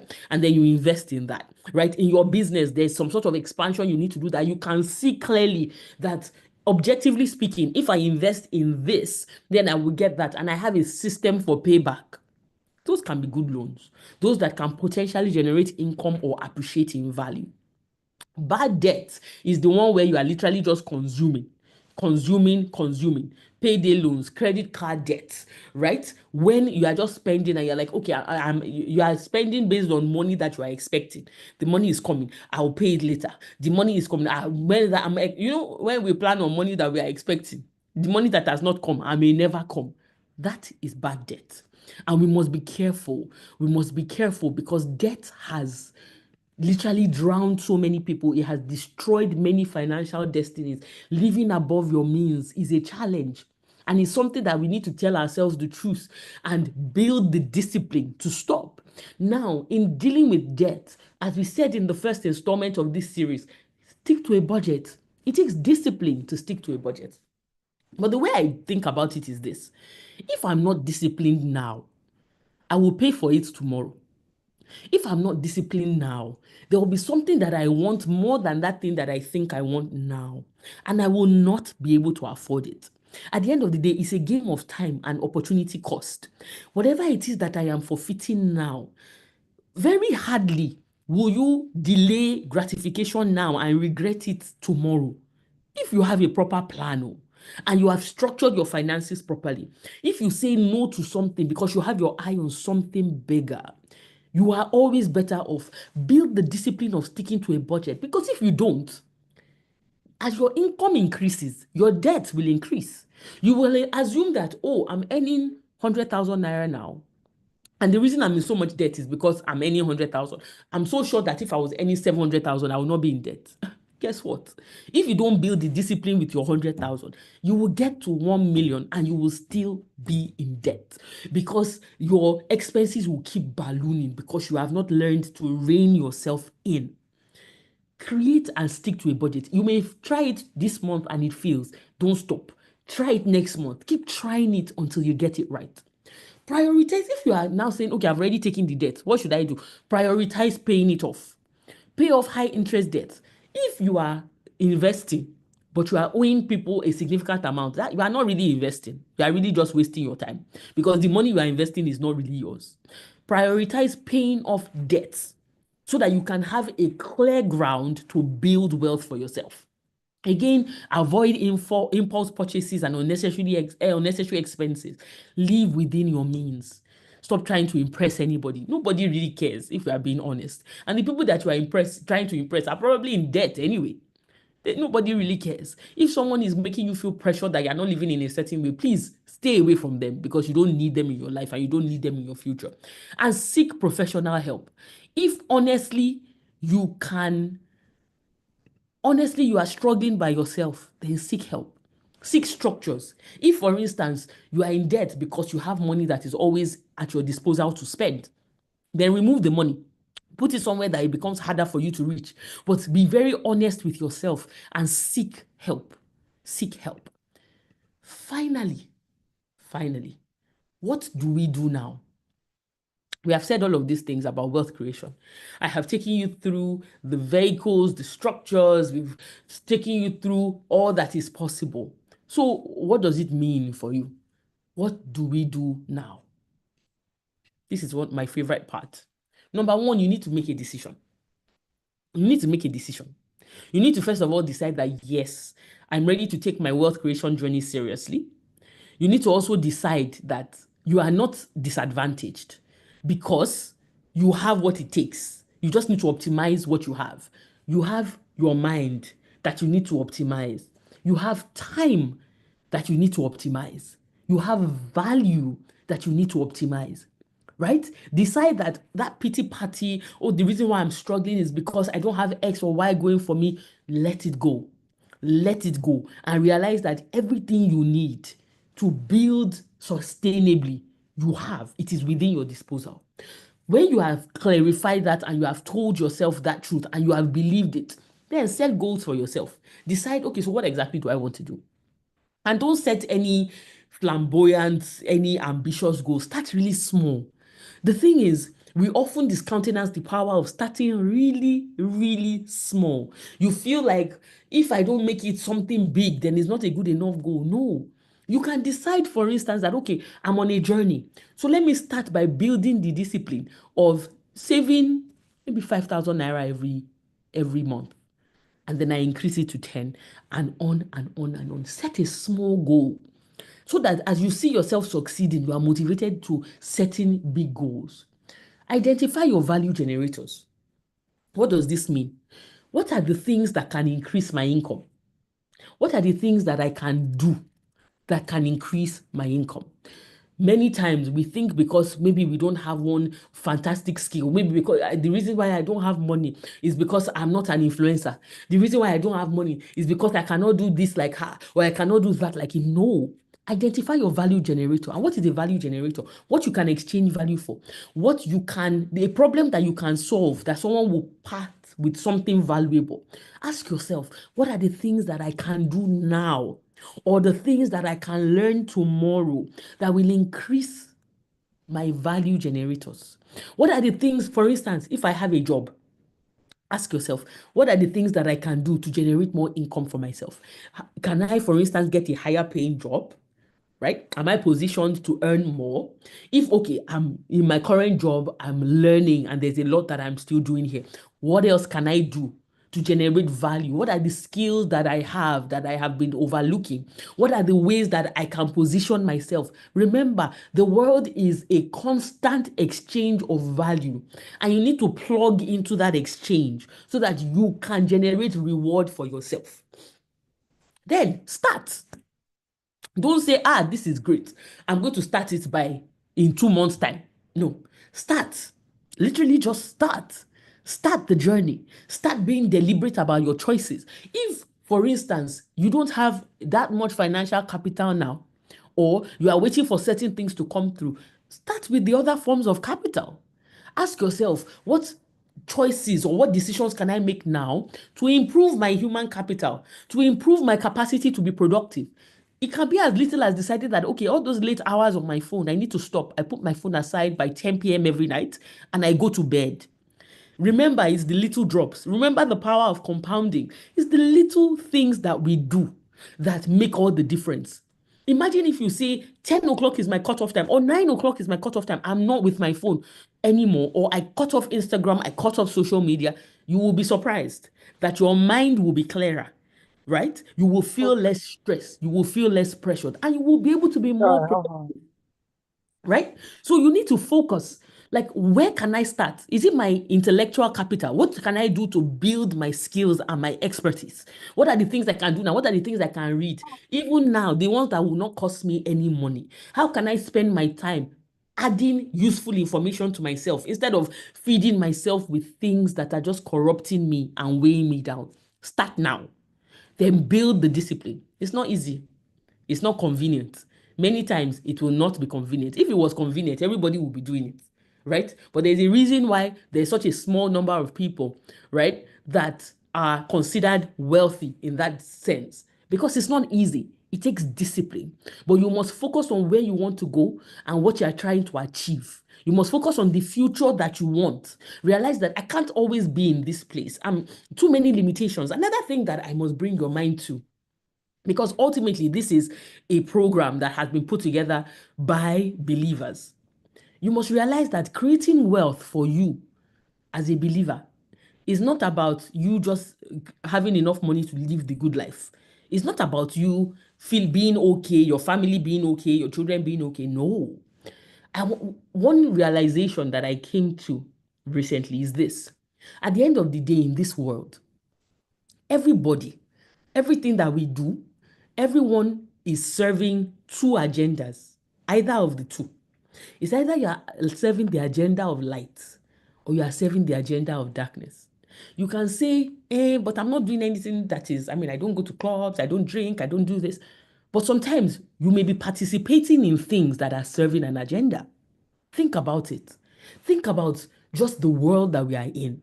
Think about how things have degenerated so much. And I'll give you a classic example. For me, when I was younger, I used to watch Cartoon Network, right? With my younger sister and all of that. But now I came across Cartoon Network, if it still existed, the last time I came across it. And there was no single show that I could watch that I could even allow my kids to watch because it was all so dark. Do you think that those things are being carelessly done? You must realize that those with the assets, those with money in this world are not just doing things to make more money. At a point in life, take it from me, your priority is no longer making more because you have made more than enough. Your priority, like we said at the beginning, now becomes influencing the mind, the conduct of people. And so, as children of God, wealth creation is not just about you. Wealth creation is you ensuring that you have the ability to push the agenda of God on the earth. You have the ability to do the work that God has called you to do. So if you are thinking, oh, I'm okay, I don't really want wealth, it's not about you. It's not about you. And guess what? If you are not influencing, you are being influenced. If you are not adding, you are taking, right? If you are one of those that, I remember recently, I realized that making a movie, for instance, a classic example, making movies are hard work. They are very difficult and they are very expensive. Yet, look at all the movies that exist. Look at everything that is on Netflix and look at how dark most of them are. You think it's about making money? No, it's about influence. Remember I said that at the end of the day, the commodity that everybody is trying to buy is your mind, is your attention, is the ability to influence you. And so it is in our best interest as a body and as individuals to understand the principles of creating wealth and to take it seriously. It's important. As a matter of fact, it's a life and death issue at this point because we can't keep complaining that things are so dark. No. Well, how are you contributing to the light? Where is your influence? Where is your voice? What have you created? What do you have of value that can stand and can compete in the world? What can you exchange for value? Increase your value generators. After you have identified ways, don't just sit. At the end of the day, work is part of what we have been created. It's part of our DNA. It's part of how the world has been created. You must work to create value. So increase your value generators. Push yourself, right? Push yourself. Stay in the right circles. Take advantage of occasions like this and groups like this to build in the right direction. And then finally, make time your ally. Stop treating time like it's this abstract thing when the clock is just ticking. Stop wasting it. Someone said that you are either spending time or you are wasting it or you are investing it. You are either spending it, you are wasting it, or you are investing it. But at the end of the day, the result of what we use our time to do will show. It will show. The result will show. Remember, we all have the same 24 hours. So make time your ally, either in the way you spend your time personally or in the way you put your resources to work, in the way you put your money to work and give it time to grow, in the way you spend time building your human capital, prioritizing the things that truly matter. If you are chasing money and you are ignoring relationships that matter in your life, if you have children under your care, but you are too busy working hard to make money because you are thinking, I'll make the money to take care of them, but other people are influencing them on your behalf, and other people are controlling their mind while you are chasing after the money, then the priorities are misplaced. And at the end of the day, that money will not be able to solve the problems that neglect has caused. And with that, we come to the end of our session. Oh, finally, before we leave, there is a small survey that I believe Martha will help to put in the comment section. I realized that many of these things, again, this is a very diverse crowd. And you may be at a point where you are just starting or you are at a completely different place. And the goal is for us to be able to make this actionable for you. So I would like you to please fill out that survey. It's about 4 or 5 questions in all, just to help us understand where you are and what exactly you need, so that we can hopefully find some tailored solutions that would help you along the journey. Because like I said at the beginning, the goal of this is not just to go on and make this just another webinar that you have attended. The goal is to turn it into action and actual results for you. So please fill out the survey. And if you have any questions, I'll be happy to take them. Awesome, awesome. Thank you so much. Like, I feel like collecting offering right now. It's been so amazing, like so amazing. Thank you so much. Such a brilliant session. Like, it's impossible to say you didn't get anything except you're not listening. Like, it's impossible. Like, it's such mind-blowing session. Thank you so much, Kemi, for such brilliant words and taking us on a real journey. It is a 2-hour journey and a real journey.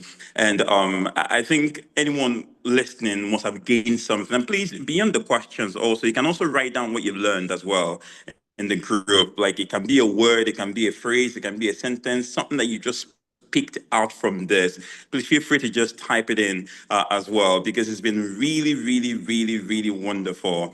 The it's last a few weeks ago when Pastor ID spoke, this is more like just taking it from the same place, not disconnect at all, taking it from the same place. It was incredible that particular day. And then it's just the same thing now, highlighting really important points, things that we should be very mindful about. So it's really wonderful. Thank you so much for that. If you have questions, please feel free. You can either type it on the chat or raise your hand and you can ask.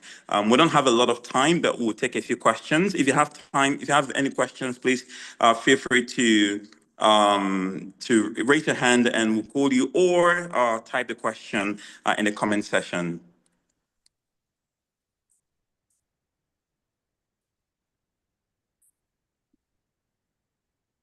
And yes, for those who came late, after we started, so we can still get the replay on YouTube. So it's on YouTube, the entire session. So feel free to go on YouTube and you'll be able to watch as well the whole thing from the beginning when we started. Any questions from anyone?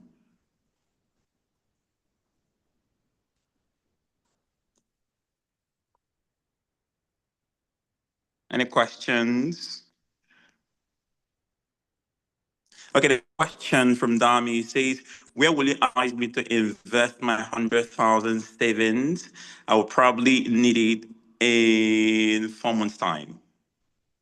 Okay. Given how the short time, I would probably recommend you consider mutual funds. So 4 months, remember we said that time is not time, the power of compounding, and it takes time for investments to grow.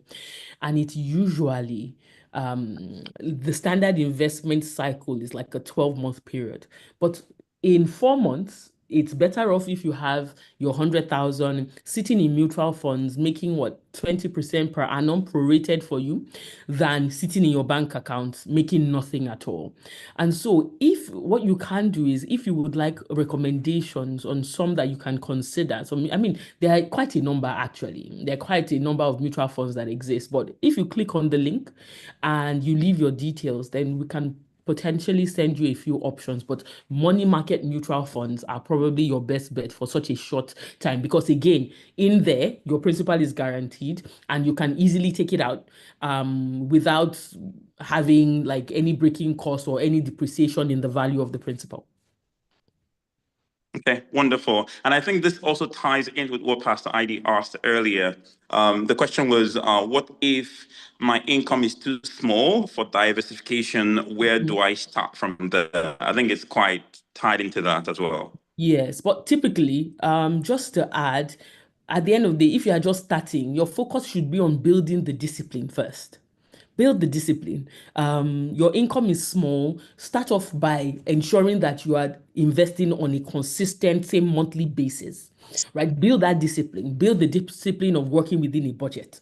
Because what happens is that as you build that discipline and you apply some of these principles, such that, okay, I've set up a structure where I'm investing the little I have. The next thing I'm thinking about is, how do I increase my value generators? What are the things that are generating value for me right now? My job that is paying me X amount. Okay, clearly it's quite small given my expenses and all of that. How do I increase it? You're thinking, okay, do I need a better job? Do I need to gain some sort of a skill that can give me more opportunities? That's you thinking about how to increase your value generator.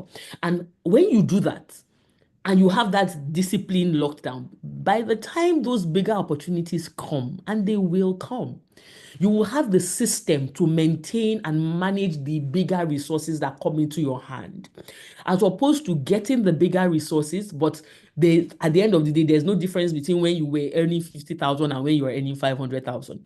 I would say focus on that discipline, focus on creating a system, and then you focus on increasing your income from there. Awesome. All right, more questions. This one says, thank you so much, ma'am, for the session. I have learned several notable points. I'm asking as a young person figuring out wealth generation, how do I communicate value just by social relationships like you mentioned? Okay. So first of all, in terms of communicating value, you need to first of all understand what your value is. This is an entirely different conversation. But first of all, ask yourself, what are the things that I can do well? What are the things that I can exchange for some sort of a reward? What are my skills? And if you cannot identify any specific thing yet, perfectly fine. Ask yourself, what are the things that I would like to learn?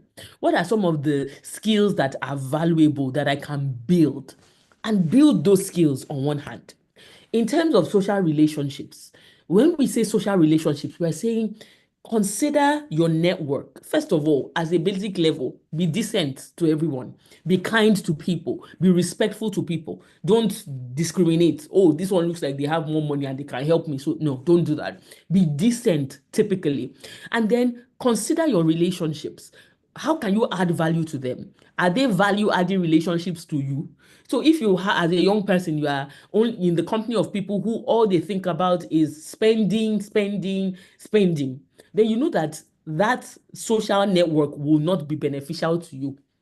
So it's not, we're not saying perhaps cut them off, be rude to them, but consider migrating into a space that will do better, that will help you grow and meet your goals. So be decent to everyone and then identify circles that will add value to you. One easy example would be, okay, are there events that I can attend where I can learn from experts and when I can build relationship with people that are on the same journey as me?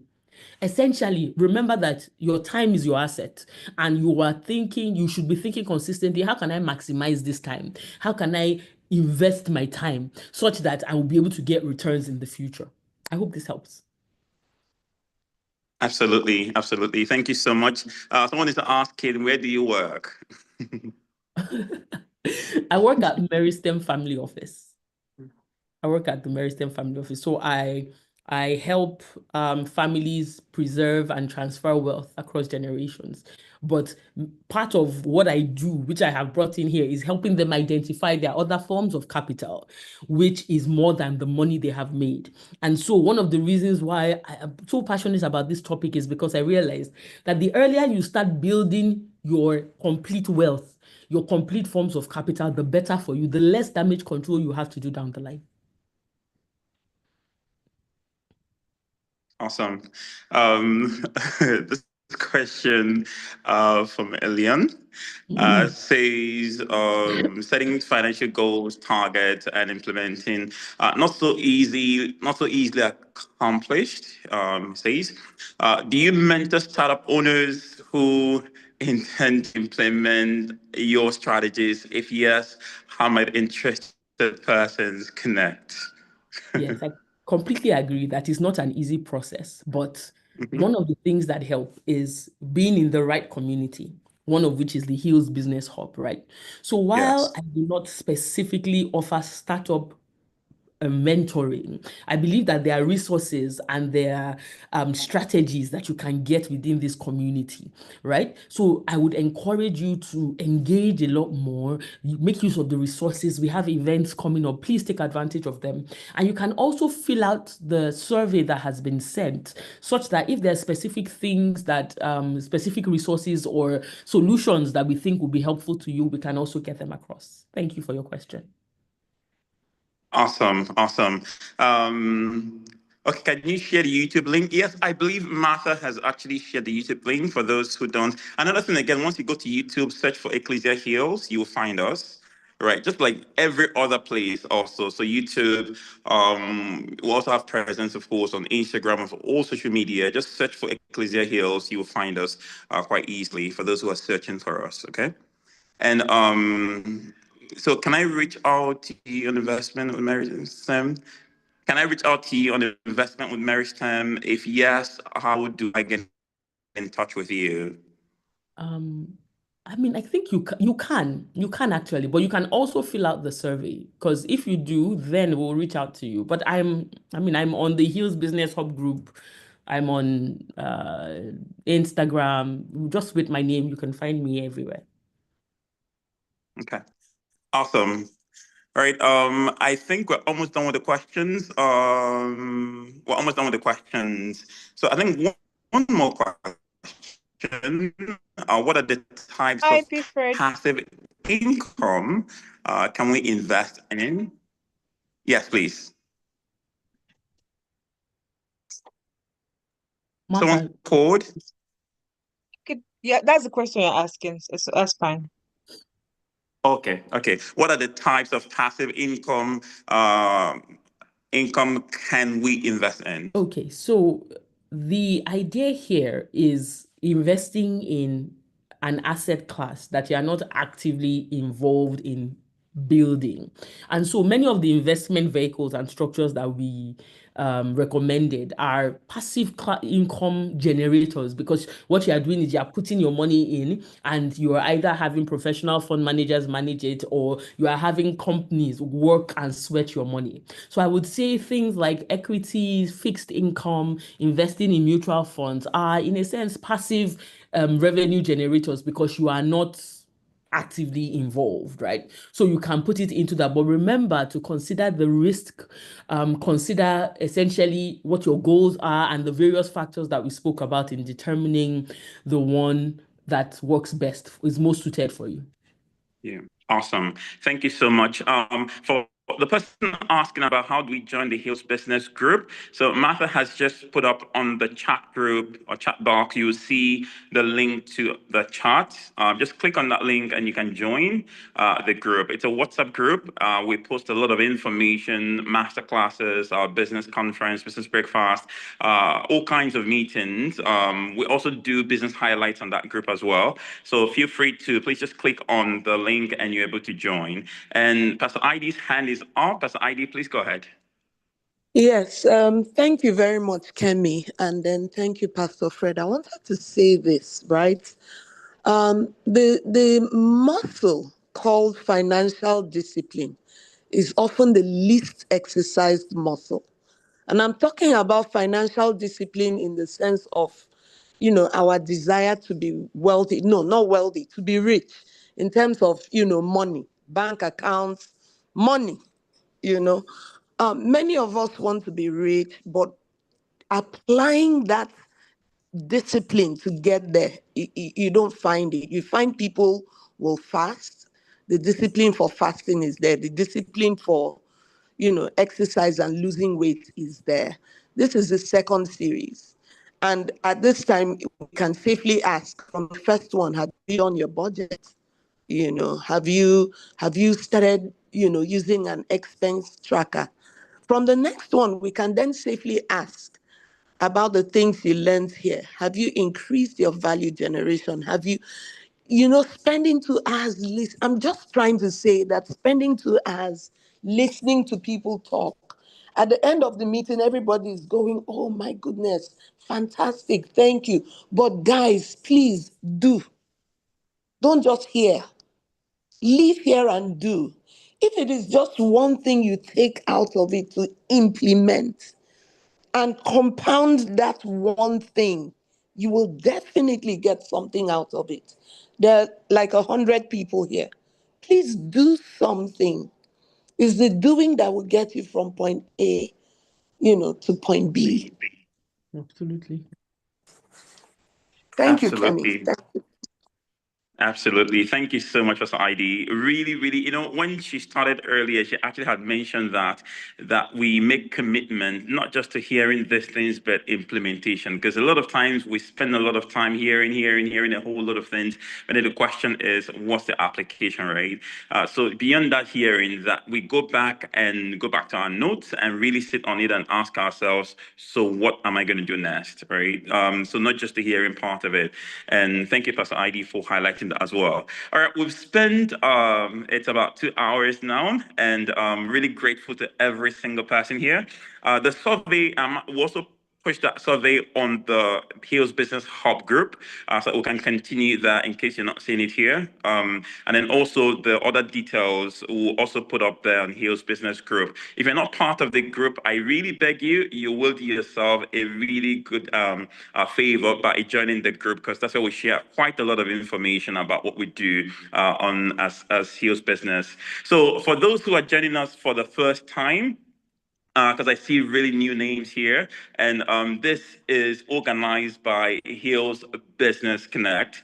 And what we do, a community who strongly believe in advancing both what God has placed in our hands, learning together, helping each other to grow, to become who we're supposed to be, and of course to advance the kingdom of God on the earth. Like Kemi said earlier, so there are two kingdoms in reality, the kingdom of God and the kingdom of the devil. The question is, which one are you supporting, right? Whether you like it or not, you're supporting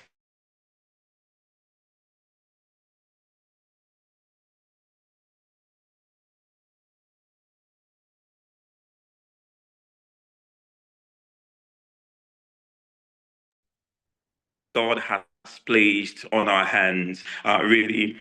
So please let's continue to be part of this. Let's continue to.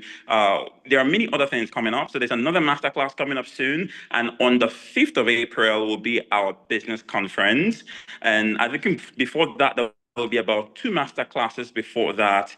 So feel free to continue to stay tuned. Don't mute us on the group. We'll have so much information to pour out to you. Thank you so much, Kemi, for such incredible time, so much beautiful knowledge, and just very clear. I mean, so you would think that you've done this for all your life, honestly, just listening to you. And it's incredible how you've moved from legal to just very in-depth, detailed knowledge about this. Thank you so much. It was really, really, really rich experience. I'm definitely going to YouTube to go back again to this. And I really enjoyed everyone to please do the same. Thank you so much. I'm really grateful for your time. Can everyone please just unmute before we leave? Just say thank you to our amazing speaker, and just thank her for such a beautiful time. Thank you, our Thank you.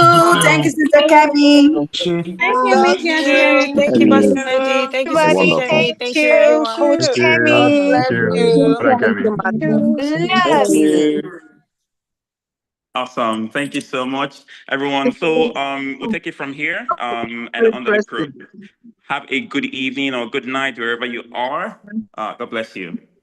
God bless you, Pastor Fred. Thank you, guys. Everyone. Thank you.